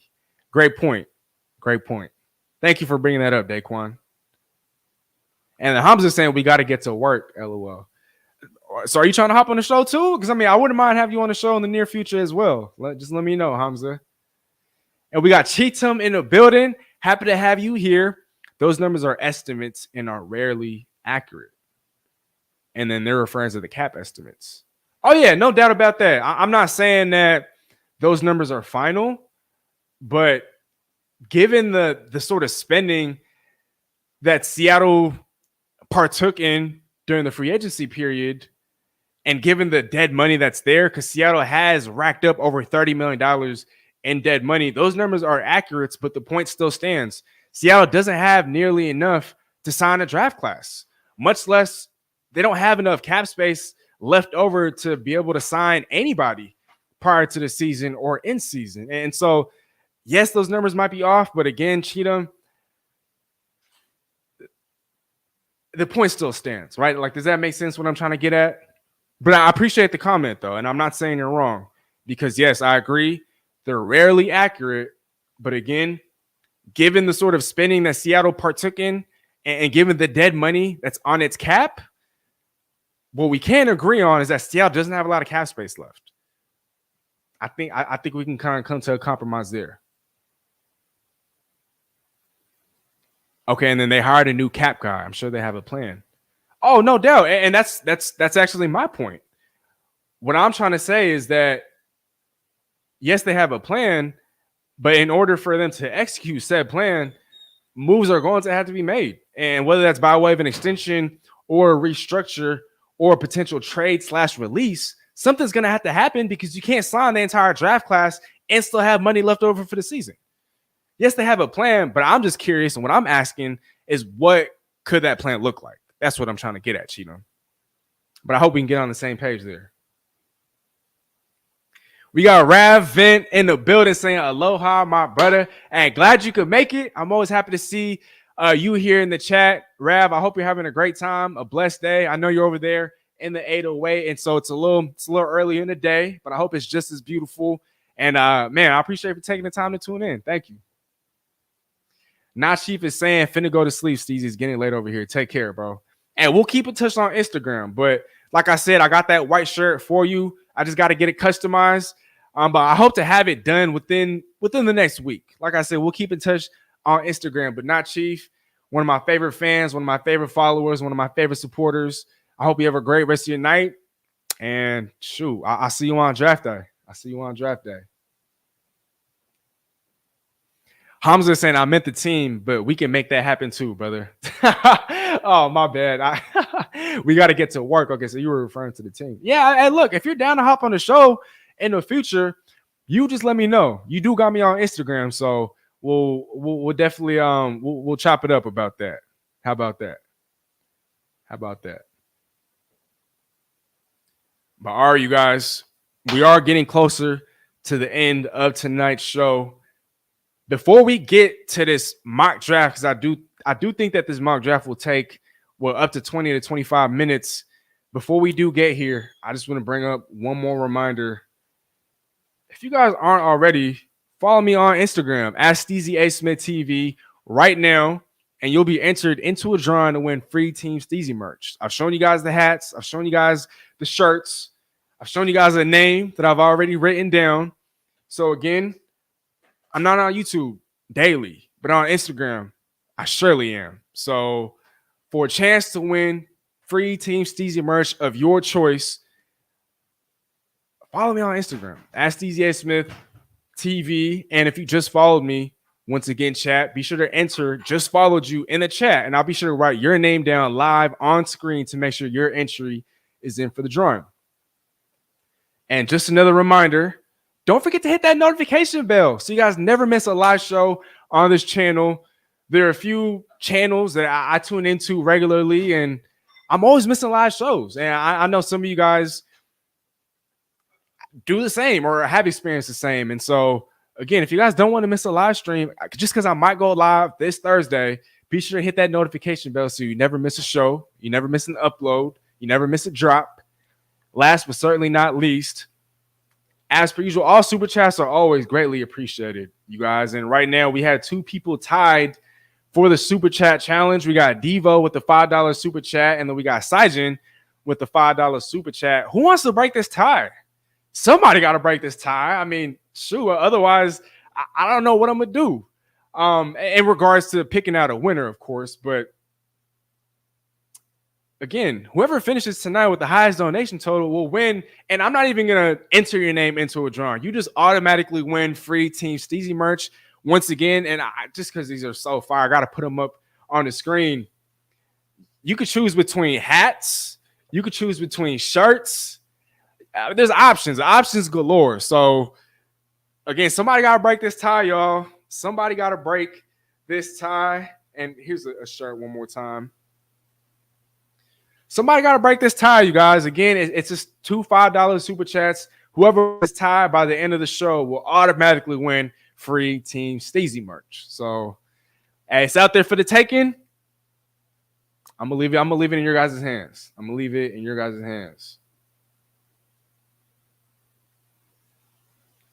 Cheatham had to look it up, but the cap wizard I refer to is Joey Lane. Seahawks historically have operated very conservatively with the cap, but the signing suggests that will change. I agree. And Joey Lane, I do remember hearing that name recently, and I appreciate you for bringing that to the table, Cheatham. Cheatham is saying, my guess is they plan to do something similar to how Rams and Niners operated with signing bonuses and pushing dead cap into future years. And that'll definitely be a change in strategy, right? Just because we're not used to Seattle kicking the can down the road. And so that'd actually be cool. And so Seattle being more aggressive with this new regime, I wouldn't be opposed to that. Thank you, Cheatham. We got Rap Vent here with the question, what are your thoughts on the dynamic with the new players and coaches? You think they will mesh? Well, as of right now, I mean, I think all the players are saying the right things, right? We see guys heaping praise on the new coaching staff, heaping praise on Mike McDonald. Everybody's been high on his IQ, on his intelligence. Everyone is talking about the new energy in the building, all these new faces. Excuse me. All these new faces. And so I think the dynamic right now is you can kind of compare it to puppy love, right? I mean, a lot of the times, you know, when people are young and they kind of get together for the first time, you know, there's nothing but good moments that kind of come of it to start off. And so right now, there's nothing but good going on. I mean, honestly, until adversity is to strike, until the losses start to pile up during the season, there's nothing but good things to say, truly. And so to answer your question, right now, I think the dynamic with the new players and the coaches, I think it's everything that we would want. Guys are praising the new coaching staff, and they're saying nothing but the right things. And so, Rav, I think that's a great question, and I appreciate you for posing that. One more question here before we get into the mock draft. Hamza is asking, will you be on stream on draft night, or do you have plans for the night?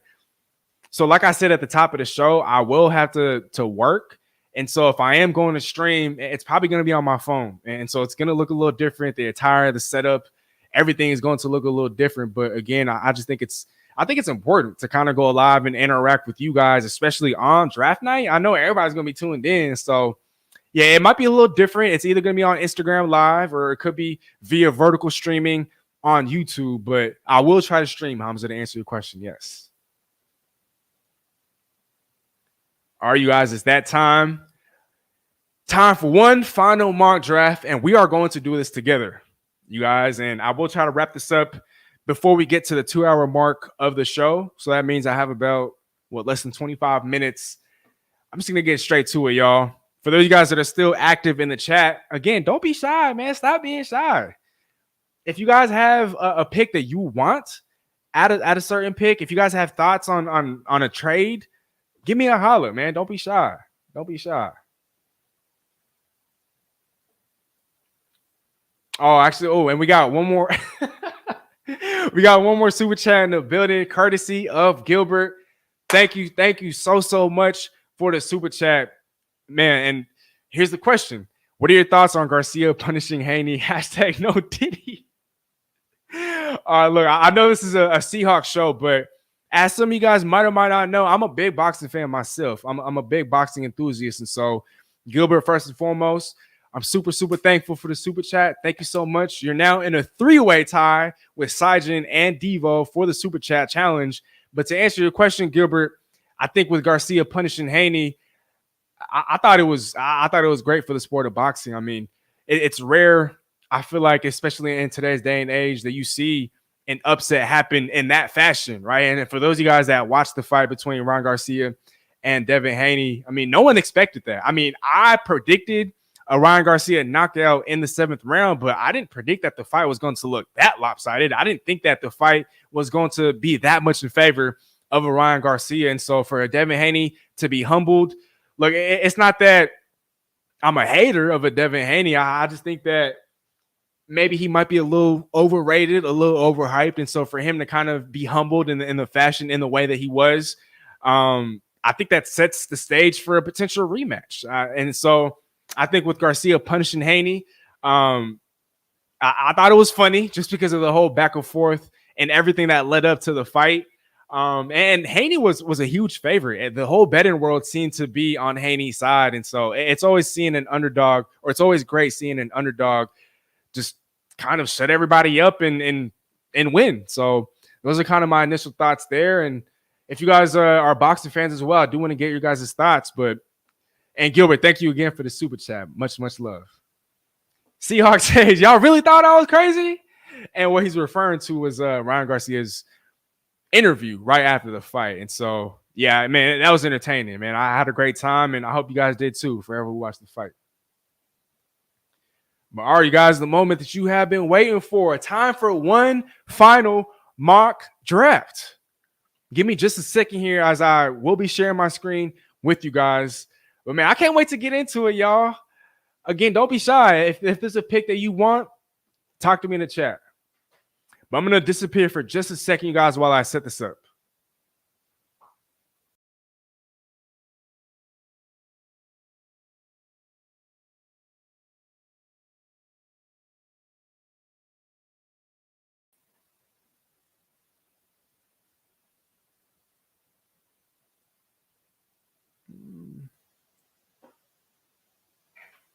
All right, guys. Can you guys see the screen? Can you guys see the screen?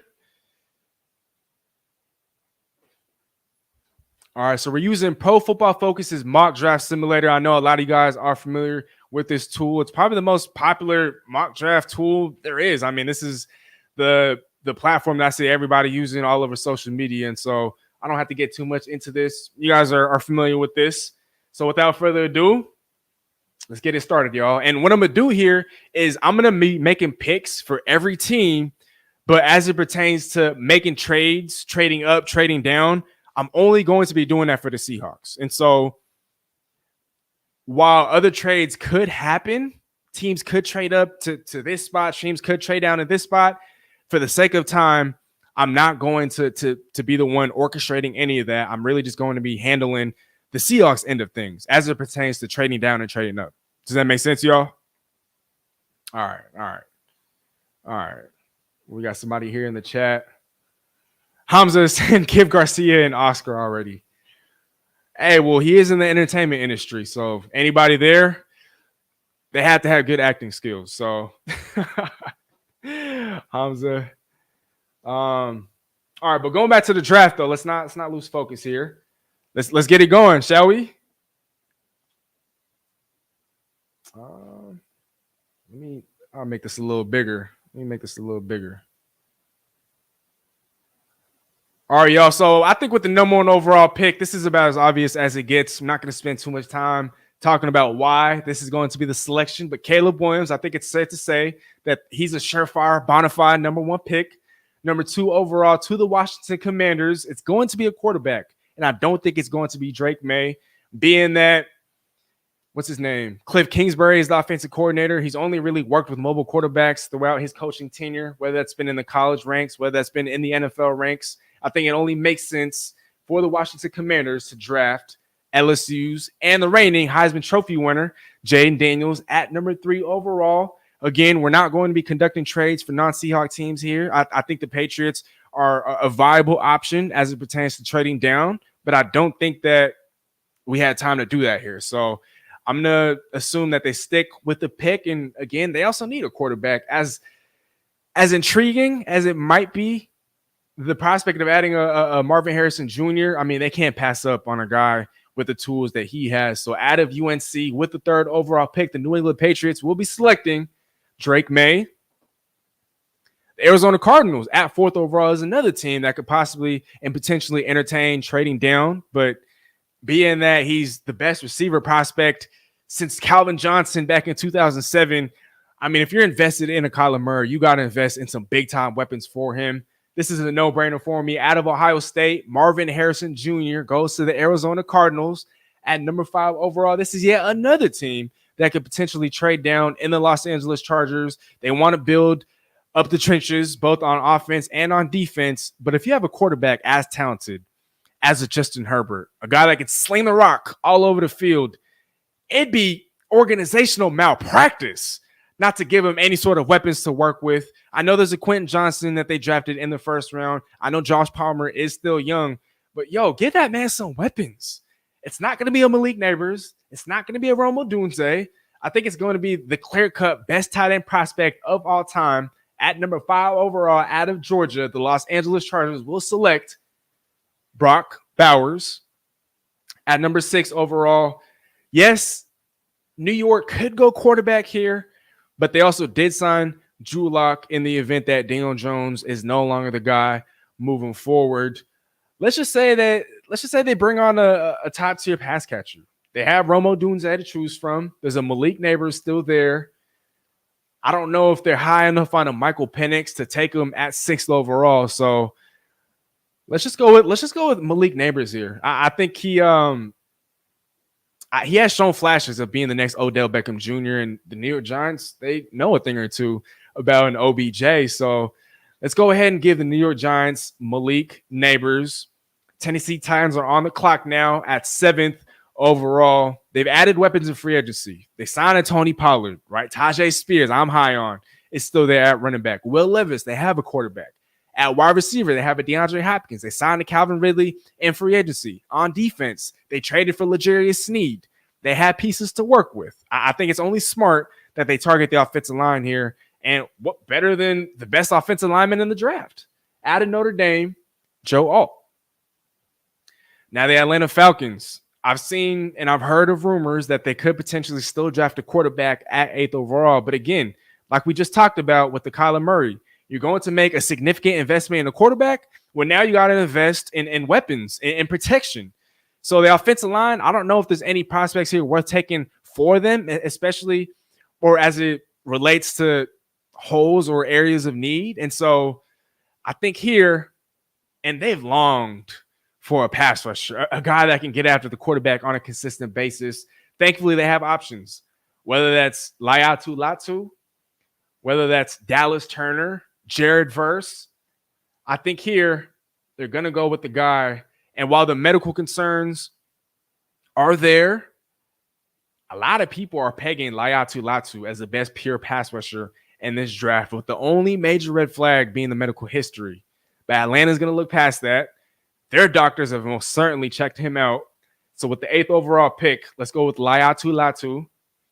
At 9 overall, and actually I predict that Chicago could be another team willing to trade down, not from 1st overall, obviously, right? But at 9th overall, because they only have 4 picks and they still need to address the offensive line. They need to address pass rusher. And I don't know if they could do all that with just 4 picks. But it might also be too much to pass up on a Rome Odunze. We don't know if they're going to re-sign Keenan Allen for the long run. And so, you know what? They took a picture at the airport earlier today. That could be a sign of things to come. Let's go Rome Odunze. Let's go Rome Odunze for the Bears at 9th overall. Now we got the New York Jets on the clock at 10th overall. While they might want to surround Aaron Rodgers with more weapons, there just aren't any weapons at this stage in the draft. Like, there's been a run on offensive players. Look, the first 9 or the first 8 picks, the first 7 picks, actually, excuse me. The first 7 picks were all offensive players. The first defensive player came off the board at 8th overall, and then yet another offensive player at 9th overall. So that's 8 of the first 9 picks on offense. And so I'm not going to sit here and say that this is a worst case scenario for the Jets. I think ideally and preferably they'd want to address and give Aaron Rodgers another pass catcher / weapon. But again, value-wise, you're not really doing yourself a favor there. So I think it'd be smart to address the offensive line. And again, they have options, whether that's Troy Fautanu, Talise Fuaga, Olu Fashanu, J.C. Latham. I think I'm going to give him Olu Fashanu. Tyron Smith, yes, is a future Hall of Famer, but he is only on a 1-year deal and probably doesn't have any more than 2 years left in the National Football League. You could, in the meantime, insert Olu on the right side, maybe shuffle some things on the offensive line. But if there aren't any weapons available, got to go offensive line for Aaron Rodgers and the Jets. So with the 10th overall pick, you got Olu Fashanu. 11th overall, I know a lot of people are projecting and predicting that the Vikings will trade up. But I don't think they need to trade up for a quarterback because you still have J.J. McCarthy on the board. You still have a Michael Penix on the board. And you still have a Bo Nix on the board. And while none of those guys might be option number 1 for them, you still have options, right? And now you don't have to trade valuable capital just to trade up and grab a guy. So I think here, I think they take a J.J. McCarthy. I think Actually, scratch that. They got weapons galore. And we saw what Michael Penix did with weapons galore over at UW. So with the 11th overall pick, the Minnesota Vikings will select Michael Penix Jr. at 12th overall. This is where another quarterback comes off the board. And yes, I did hear about the rumors. I think the Eagles right now are in talks with the Denver Broncos to potentially acquire this pick. But again, we're not doing any trades unless it's Seahawks related in this draft. And so assuming the Broncos stick to number 12 overall, they have to address quarterback. I know they just traded for Zach Wilson, but let's be real, y'all. He's not the future. However, this kid might be, out of Michigan, national champion J.J. McCarthy. The Raiders, while they might want to join in on the quarterback run, value-wise, I just don't think that'd be a smart thing to do. And so they have needs on defense, in the secondary, on the offensive line, quarterback, but I also do think that if they want to Bo Nix, they could get him at the top of the second round. So that being said, let's give him an offensive lineman. I think they get Troy Fautanu out of UW.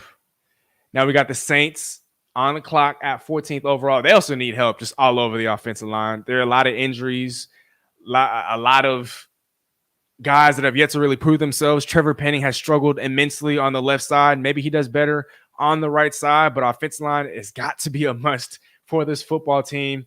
And I don't think they can afford to go elsewhere, right? And so I think here, let's give him Talise Fuaga.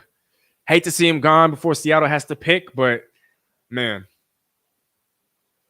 Indianapolis Colts now are on the clock at 15th overall. They love themselves some athletes. I think it'd be important to give Anthony Richardson another weapon in the pass game, but I'm not sure there's a wide receiver worth taking this early. And again, we're not trading down unless it's the Seahawks. And so let's see here. They do need another edge rusher. And he is absolutely oozing with physical traits. He's as athletic as it gets. Out of Alabama, could be a terror around the edge. But let's give him Dallas Turner at 15th overall. And now we have the Seattle Seahawks at 16th overall. If we go back to my big board here real quick.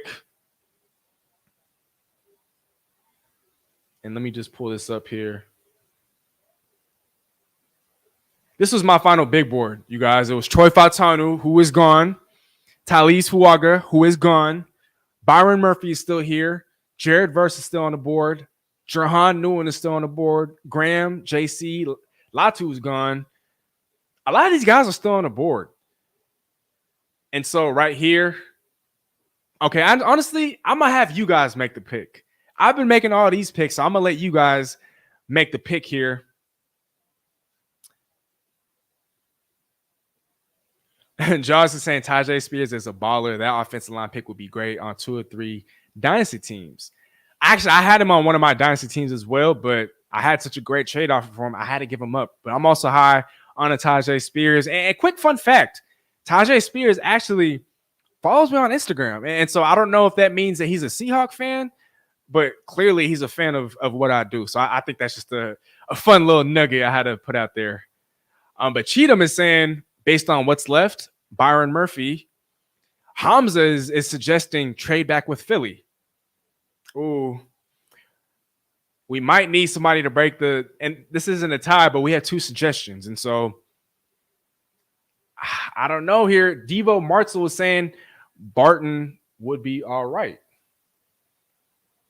Graham Barton right here. Okay, so damn, okay. Well, so Cheatham is saying Byron Murphy. Hamza is saying trade back. Devo is saying Graham Barton. Cheatham is the problem with trading is there isn't always a willing trade partner. That's a good point. That is a good point. But you know what, Cheatham, to your point though, and just because I did make this a bold prediction, I said that Seattle was going to trade back not once but twice. I'm actually going to have to go with that. So I apologize. I was going to lean Byron Murphy. He is the highest rated prospect left on my board based on the available prospects. But we have another person here, Daquan, saying trade back. And just to kind of fulfill that bold prediction, you know what? Let's just trade back. Let's just trade back. I would like offensive line here, but BPA for what we need, which is also defensive lineman. You know what? For the best of all worlds, let's just trade back. Anakin Davis is saying take Cooper DeJean. All right, I know I'm going to make some people unhappy here, but let's trade back. Let's trade back. Let me just let me make this a little bigger here. So I don't want to trade back if I'm the Seahawks just because I still want to land one of the blue chip prospects. Okay, so now Cheatham is saying trade back is ideal if we can. But like you did say, though, finding a trade partner could be a little tougher. And then Cheatham, I agree with that. We can get offensive linemen and linebackers later. All right, trading back is what it is. Now we just got to find a quick trade partner. Again, ideally and preferably, if I'm John Schneider, if I'm going to trade back, I still want to have a pick in the early 20s. Not the mid-20s, not the late 20s. I still want a blue chipper prospect, all the while landing a bonus day 2 pick, right? And I think that'd be the dream scenario. And Cheatham is saying, but only because Fautanu and other blue chippers are gone. All right, so let's trade back.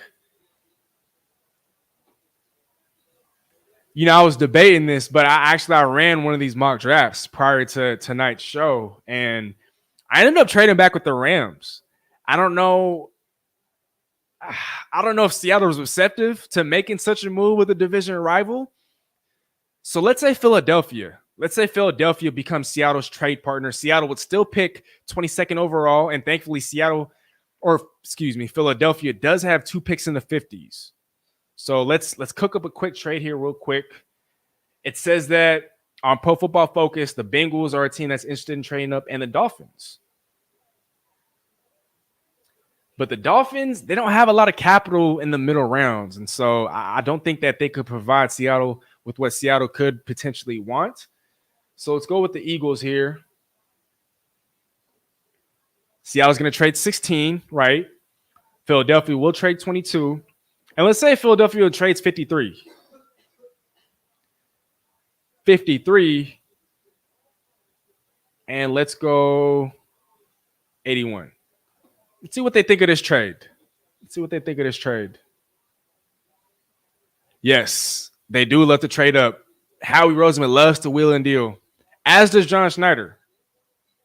Cheatham is saying someone who wants Bo Nix or a cornerback. Well, like I just said earlier, there are reports that the Eagles are interested in trading all the way up to number 12 with the Broncos so that they could take a Quinyon Mitchell. So let's assume that that's what they want to do here. So what do you guys think of this trade, though, real quick? Philadelphia trades 22 and 53 to Seattle for 16 and 81.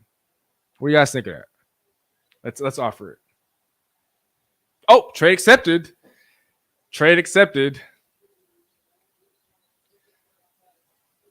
So now the Philadelphia Eagles are on the clock at 16th overall.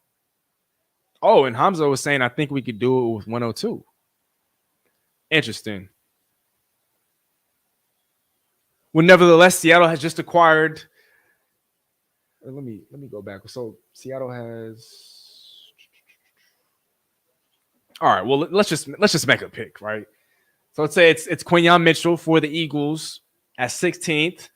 The Jaguars also, they need a cornerback as well, but they also could stand in to draft a wide receiver. I mean, I think with the Trevor Lawrence who they're about to pay, yeah, they have a Christian Kirk. Yeah, they have a Zay Jones, Evan Ingram. They signed Gabe Davis in free agency, but I don't think any of those guys are game changers at pass catcher. Travis Etienne is there at running back. You still need help defensively.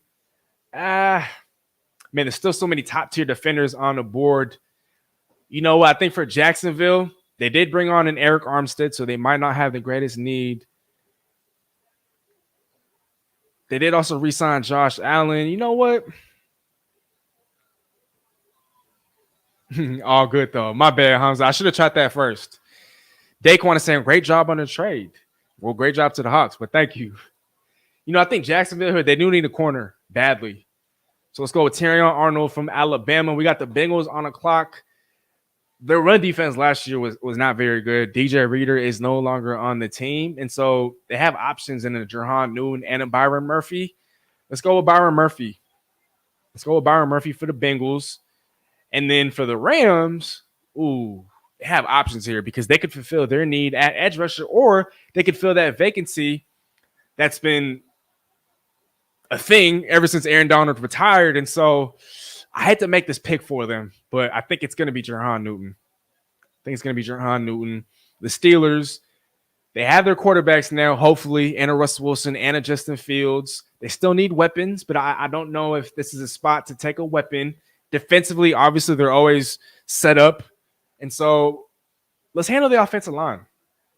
And I think right here, I mean, they have been linked to Amarius Mims, but J.C. Latham still on the board.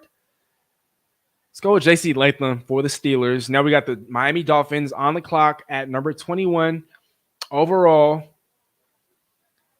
I think, with them, they're going to need offensive linemen. I mean, they lost a few starters in free agency. Yes, Jalen Phillips, Bradley Chubb are both rehabbing from serious injuries. And so in the meantime, they are going to need an edge rusher, but offensive line, man, if that offense is going to be as explosive as possibly, or if that offense is going to be as explosive as can be, that offensive line has to be right. And right now, I don't think it's right. And so I think with this pick, they're going to want a guy that can fulfill a lot of holes. I know this is going to hurt 12s, but I think right here, Miami Dolphins take Graham Barton, offensive lineman out of Duke. Now we have the Seattle Seahawks on the clock. And again, I've been making all these selections. And so I'm going to let you guys, and I'm referring to you guys in the chat here, I'm going to let you guys help me make this pick for the Seattle Seahawks at number 22 overall. Remember, Seattle did acquire pick 53. So, options: Cooper DeJean, Jared Verse, Amarius Mims. And I'm going to just scroll through here just because I don't think that some of these guys are realistic picks. Jackson Powers-Johnson is still on the board. Zach Frazier, center out of West Virginia. Let's hear it, y'all. Cheatham is saying Jared Verse or Jackson Powers-Johnson. Hamza is saying Jared Verse. Well, if I had to add my vote, it's for Jared Verse as well. So that's 3 for Jared Verse. Anybody else want to put out their thoughts before I make the selection?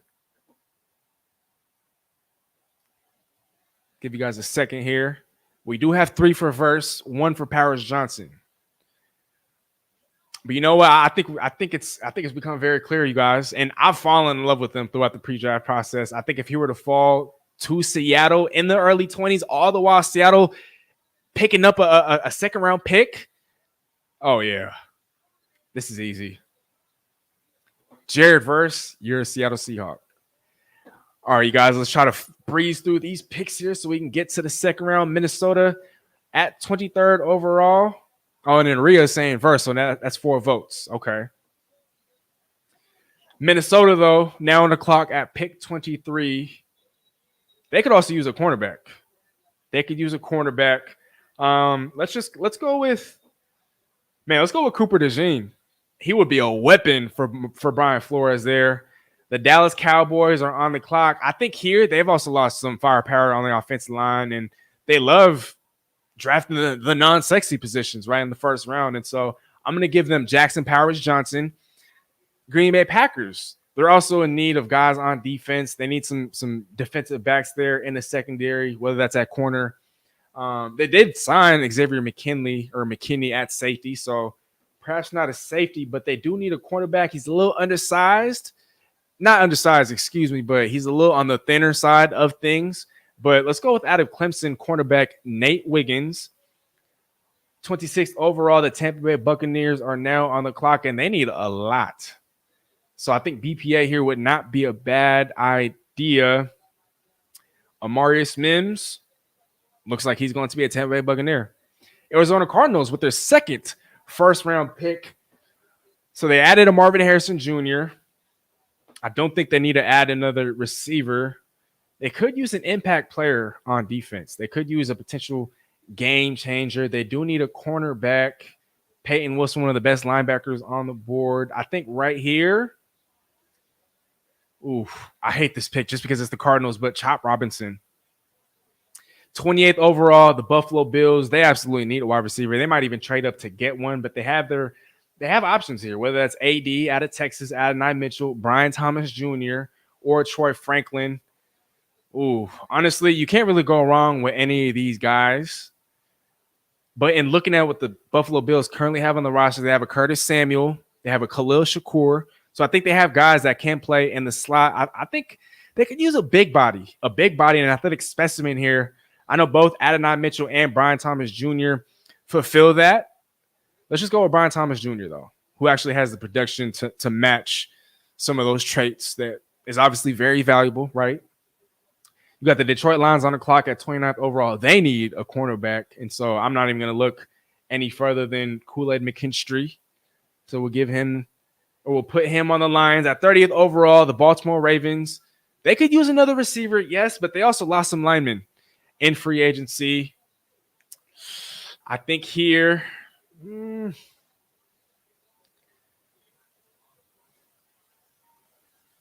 I think they could be in prime position to trade down. I think they could be, but at the same time, this is also a team that likes to capitalize on value. Coming off an MVP season, Odell Beckham Jr. is not coming back. Mark Andrews is getting older. They do still have faith in Rashad Bateman, who has been unable to stay healthy. But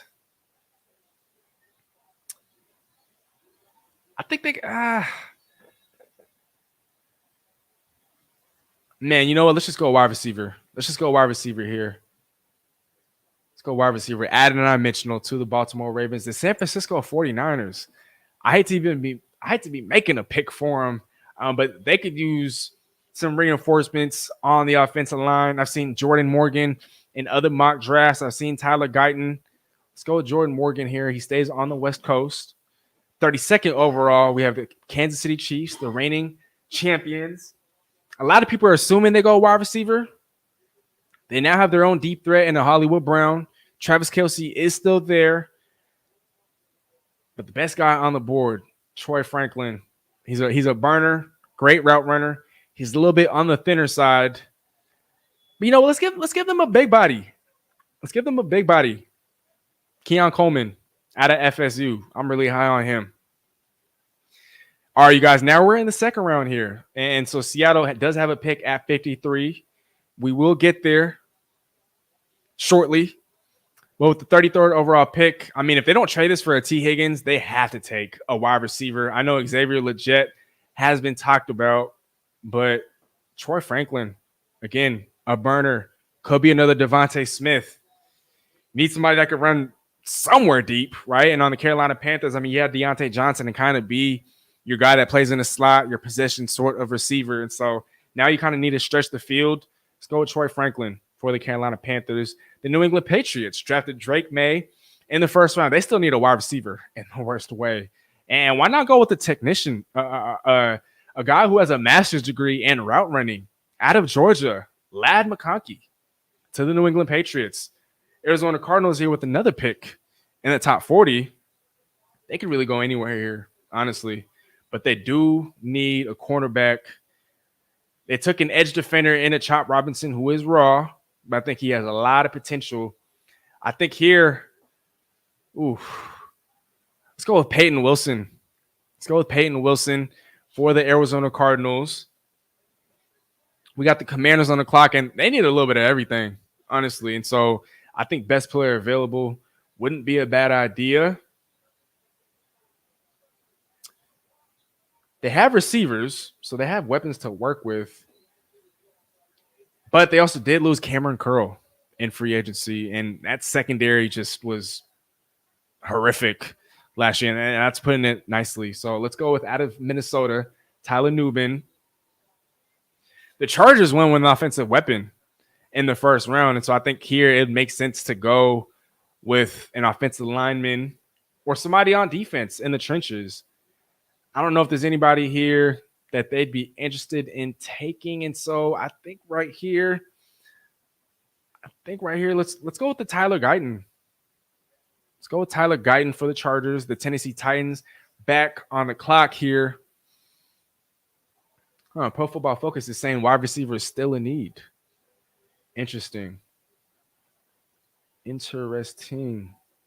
Well, I did see Brock Bowers going to Tennessee in a few mock drafts. I know they have Chigoziem Okonkwo, but again, Will Levis, if you believe in him, give him as many weapons as possible. Let's go with Jatavion Sanders. Carolina Panthers are back on the clock at 39th overall. Their defense performed pretty well last year, so I'm not sure if they have very many needs on defense. They don't need a quarterback. I don't think it'd be a bad idea to double down at wide receiver here, especially given the cupboard, right? That's completely bare at the position. So let's go with Roman Wilson. He's been compared to Tyler Lockett. I think he could be a future Carolina Panther. Let's go with that. Washington Commanders back on the clock. I think they need to continue rebuilding that offensive line. There's a center left on the board here. Oof. Man, I was hoping he would last. To Seattle, but looks like he won't. Zach Frazier. The Green Bay Packers here at 41st overall. Who did we take earlier? Who did we take for the Packers?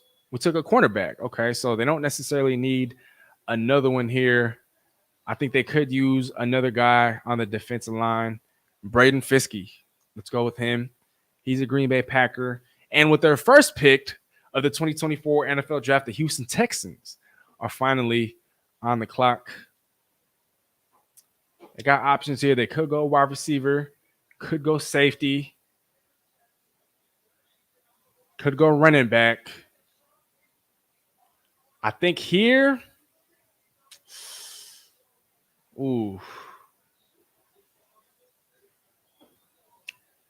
this is tough. You can never have enough edge defenders. So, let's go with the Adisa Isaac out of Penn State. We got the official Meech here in the building saying, my bad, Steezy. I was chopping it up with Jonathan Hankins. Hey, that's dope, man. That's dope. Matter of fact, I need to bring him on the show. One of these days. But, hey, the official Meech, you all good, man. I'm always happy to see you here. I think you was tuned in earlier, but, man, thanks for coming back. We in the middle of a mock draft here. Before I do wrap up the show, I just wanted to have a mock draft live with you guys. And Seattle did trade down. So Seattle does have a pick here at 53rd overall. But thanks for coming back, though. Thanks for tuning back in. Atlanta Falcons on the clock. They could use another guy in the secondary. Let's just go with the best player available on the board, Mike Sanister, who Seattle has shown interest in. The Raiders on the board. They went with an offensive lineman in the first round. They need a quarterback. So Bo Nix it is. New Orleans Saints on the clock here at 45th overall. They could still use another wide receiver. I'm surprised he's still on the board. At a UW, local guy, Jalen Polk, who's been compared to Puka Nacua for crying out loud. We got the Colts here. Like we talked about earlier, they're absolutely enamored with athletes. They could stand to add another position, add another guy at wide receiver for Anthony Richardson. And so he's a guy that tested well athletically. Ricky Purcell out of Florida. Let's go with him. New York Giants on the clock. We went with the receiver. Malik Neighbors at 6th overall. Daquan Ingram is saying the depth of this wide receiver class is ridiculous in the second round. Right, and that's why I believe the Carolina Panthers, a team like the Panthers, they had to double dip just because I think they have arguably the worst receiving room in the NFL, even with the addition of a Deontay Johnson. And so for them to double dip, I don't think that'd be a bad idea. But Daquan, valid point. New York Giants here. We went with a wide receiver. They do need a running back. I'm not sure Devin Singletary is the guy moving forward. Ooh, hold on. The official Meech is saying he was live on YouTube, and I was asking him some Seattle questions about Mike McDonald. He said whoever we bring in Thursday, he willing to teach them how to be a pro and show them the right way. And what else would you expect from a seasoned veteran like him? I didn't know Jonathan Hankins had a YouTube, though. Official Meech, hey, give me a holler, man, because I need to get in touch with Jonathan Hankins. I need to bring him on the show. We got East Coast Gridiron in the building, man. What's going on, brother, man? Thanks for tuning in, bro. Always happy to have you on here. I know I talked to you about potentially bringing you on the show, but you know what I realized? I think it'd be better to bring you on the show after the draft. And so we will talk soon, but hey, always happy to see you here, brother. Thank you. So the Giants, I think we'll take a running back here for the Giants. Devin Singletary, again, I don't think is the long-term solution. Saquon Barkley obviously is now a Philadelphia Eagle. And if he can't play come season one,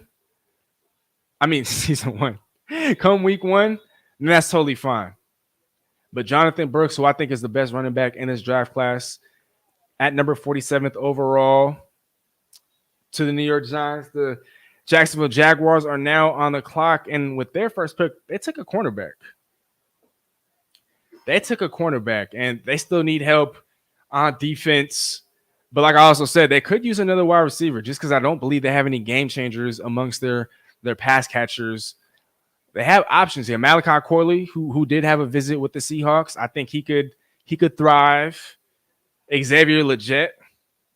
Let's go with Xavier. Here for the Jacksonville Jaguars. Now we got the Bengals back on the clock. They got Byron Murphy in the first round. I think they could still stand to address the offensive line. Brother is saying just wanted to pop in. I may go live here in a second. Hey, you all good, bro. Let's go, man. You know I got you, brother. Just say the word. We'll keep in touch, brother. Best of luck on your stream, and we'll talk soon, bro. Thanks for tuning in. So going back to the Bengals here.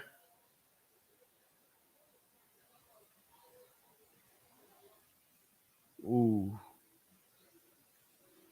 This is tough. T. Higgins, until he signs a contract extension, until Tyler Boyd comes back, I think pass catcher could be an underrated need for the Bengals. And so, let's give him Malachi Corley, the yards after catch king. Philadelphia Eagles back on the clock at number 50. They did take a cornerback. They traded up with the Seahawks in this hypothetical mock draft, right? And so they definitely need to address that offensive line. I think right here, they have a couple of guys that they could go to.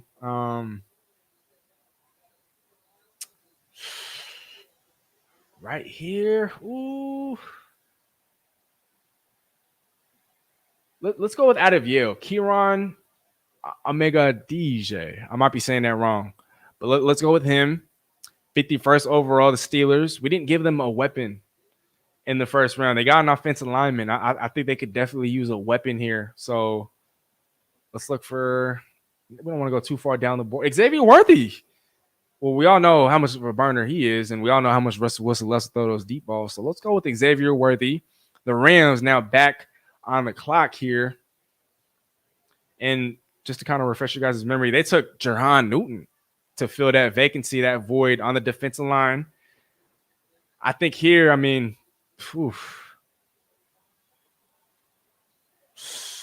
not sure who the Rams could take here.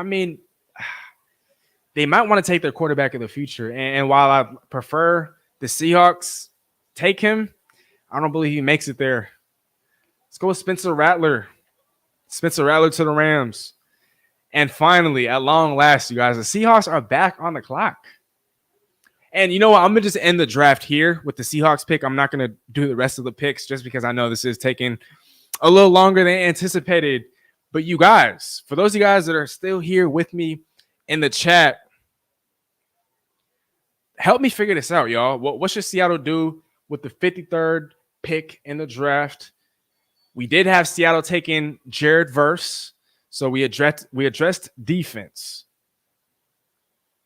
Chris Jenkins, a guy that I know Seattle is high on, could be an option here. Jaden Hicks from Washington State, another option. Christian Haynes, guard from Connecticut.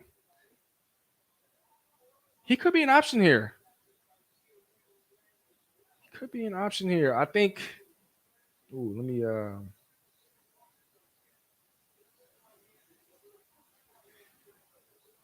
All right, chat. I'm gonna need you guys' help here. Who should Seattle take?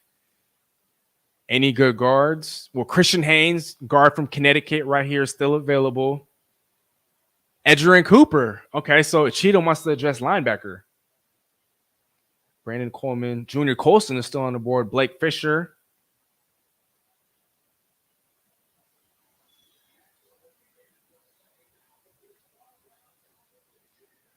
It looks like Seattle might double down on defense, you guys. If I don't see any other answers here, we might have to go Edgerrin Cooper. Texas A&M could be the future at the position. All right, Cheetah. Wish is granted. Your wish has been granted. Hamza is also saying Edgerrin. All right.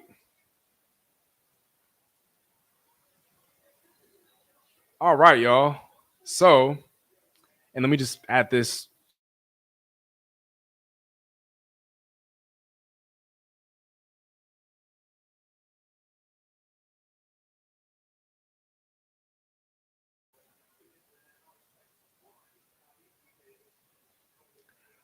All right, y'all. So those are, and this is with help from you guys, Seattle's first 2 picks. If it goes according to how we are currently projecting it to go, Seattle will leave this draft with both Jared Verse and Edgerrin Cooper as its first 2 picks in the NFL draft. Let me know your guys' final thoughts and reactions to this draft. We got Cheatham saying that's pretty solid for the first 2 rounds. Daquan with the fire emojis. I think that's safe to assume that he likes what we've come out with. Cheatham is saying, considering we only have 1 pick in the first 2 rounds, right? And to turn it into this, oh yeah. Oh yeah. All right, you guys. Well, that just about wraps up tonight's show. Thank you guys for having been here, for tuning in, for everybody that's been in the chat. Real quick here. Okay, so the official Meech is saying Jonathan Hankins' YouTube is Jonathan Big Time Hank. Okay, let me actually write that down real quick here. I appreciate that, official Meech. I appreciate that. And then he's saying I'm loving these moves. Hey, me too. Even if Seattle didn't leave an offensive lineman in the first 2 rounds, I mean, you're addressing holes, right? Or at least one of the holes on defense, and then you're drafting by way of BPA. So can't really be mad at that. But Jonathan,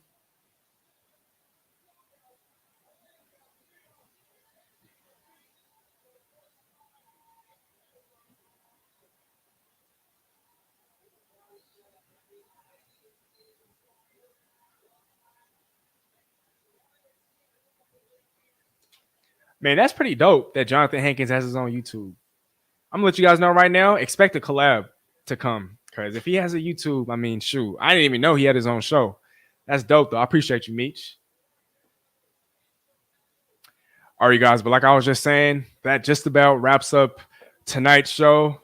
For everybody that tuned in, for everybody that's gonna catch the replay, for those of you guys watching on Facebook, for those of you guys watching on X, formerly known as Twitter, nothing but gratitude from the bottom of my heart. Today's show, we were live for over almost 2.5 hours. And so, you know what they say, time flies when you're having fun. And I had nothing but absolute fun. I had an absolute blast hosting tonight's show. Again, hit that notification bell if you guys haven't already. I might be going live this Thursday. It's either going to be on YouTube or Instagram, but either way, I will be going live, whether it's before, during, or after the draft. I will be going live, providing you guys with just instant takes, instant reactions, and just my thoughts and initial analysis. One more time, don't forget to hit that notification bell, and be sure to follow me on Instagram at Steezy A Smith TV. And if you drop just followed you in the chat, I will enter your name into a drawing to win free Team Steezy merch. Just one last reminder, though, you guys, all super chats are always greatly appreciated. And if it ends like this, we'll have a 3-way tie for the super chat challenge, because like I talked about at the top of the show, whoever finishes tonight with the highest donation total will win a free embroidered Team Steezy cap or tee.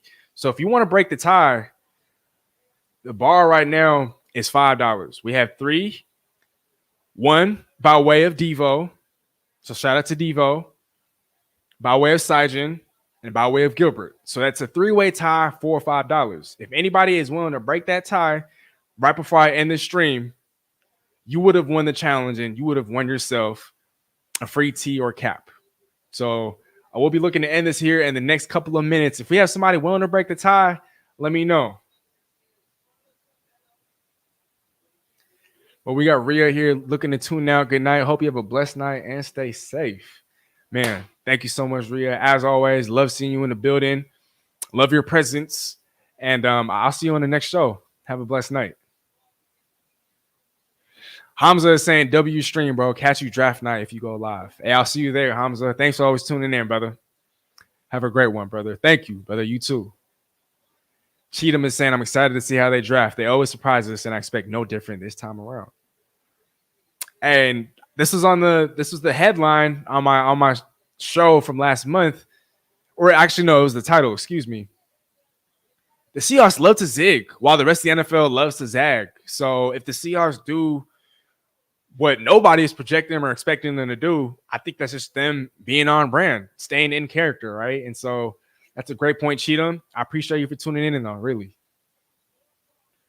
Ah, man, that's love, man. Thank you so much, Cheatham. Thank you.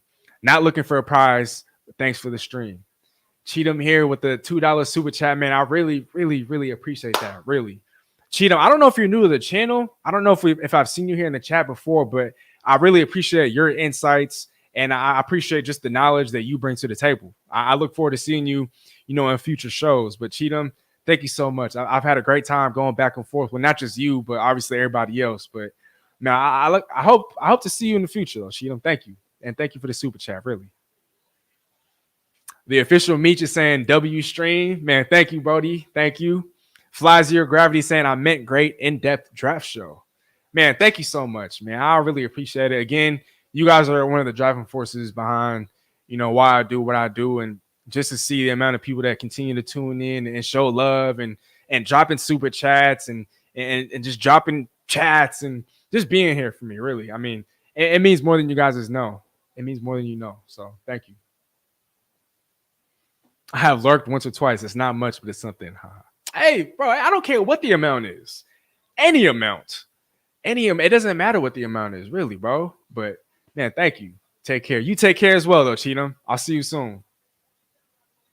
The official Meech is saying Jonathan Hankins and Max Crosby changing the game with their own YouTube channels. Oh yeah. Max Crosby does have his own show. He funny, bro. He funny. He got a lot of sauce. Man. I like Max Crosby. I like Max Crosby. But again, Meech, I appreciate you for linking me up, or at least not linking me up necessarily, but at least forwarding his YouTube channel info. I appreciate that, Meech. Like I said, expect to see him on the show sometime soon. I'll definitely get in touch with him. All right, you guys. One more minute, though, before we do wrap up the show. We do have 4 super chats and a 3-way tie at $5. And so if anybody wants to break this tie, all you need to do is donate just $5.01 or even $5.50. But if anybody's looking to break this 3-way tie, you have about a minute to do so. If not, I think what I'm going to do, Sajan's already won a hat. And so hopefully he's not mad if I were to take him out of the running. And so with the 2-way tie being between Gilbert and Devo. Oh, actually, hold on. We got one more super. We got a last minute. Okay, no, no, my bad. I read that wrong. But I think what I'm gonna do here, because we do have a 2-way tie between Devo and Gilbert, I'm gonna get both of these names down, and I'm just gonna enter your guys' names into a drawing to win some Steezy merch. So I think that's what I'm gonna do. But again, to everybody that gave out super chats, I mean, man, thank you. Really. Thank you. So the Gentle John, if you remember, we spoke on the timeline about how the Adams and Diggs before it happened. Dry eyes. Man, you might have to refresh my memory a little bit, bro. But I do. Shoot. Hey, but I appreciate you for tuning in, though, Brody. But hey, shout out, bro. Been grinding. Man, Gentle Don, I appreciate you for taking the time to tune in, bro. I am about to wrap up the show, though, but happy to have you here and happy to see you here. I look forward to seeing you on the next stream. Again, though, you guys, that just about wraps things up. I hope everyone has a very, very blessed night. I will see you guys on Thursday. As I always like to say, all glory to God, man. And, man, shout out to my Lord and Savior, Jesus Christ, though, for real. Always want to give him the glory and the credit. You guys take care now, and I'll see you on Thursday.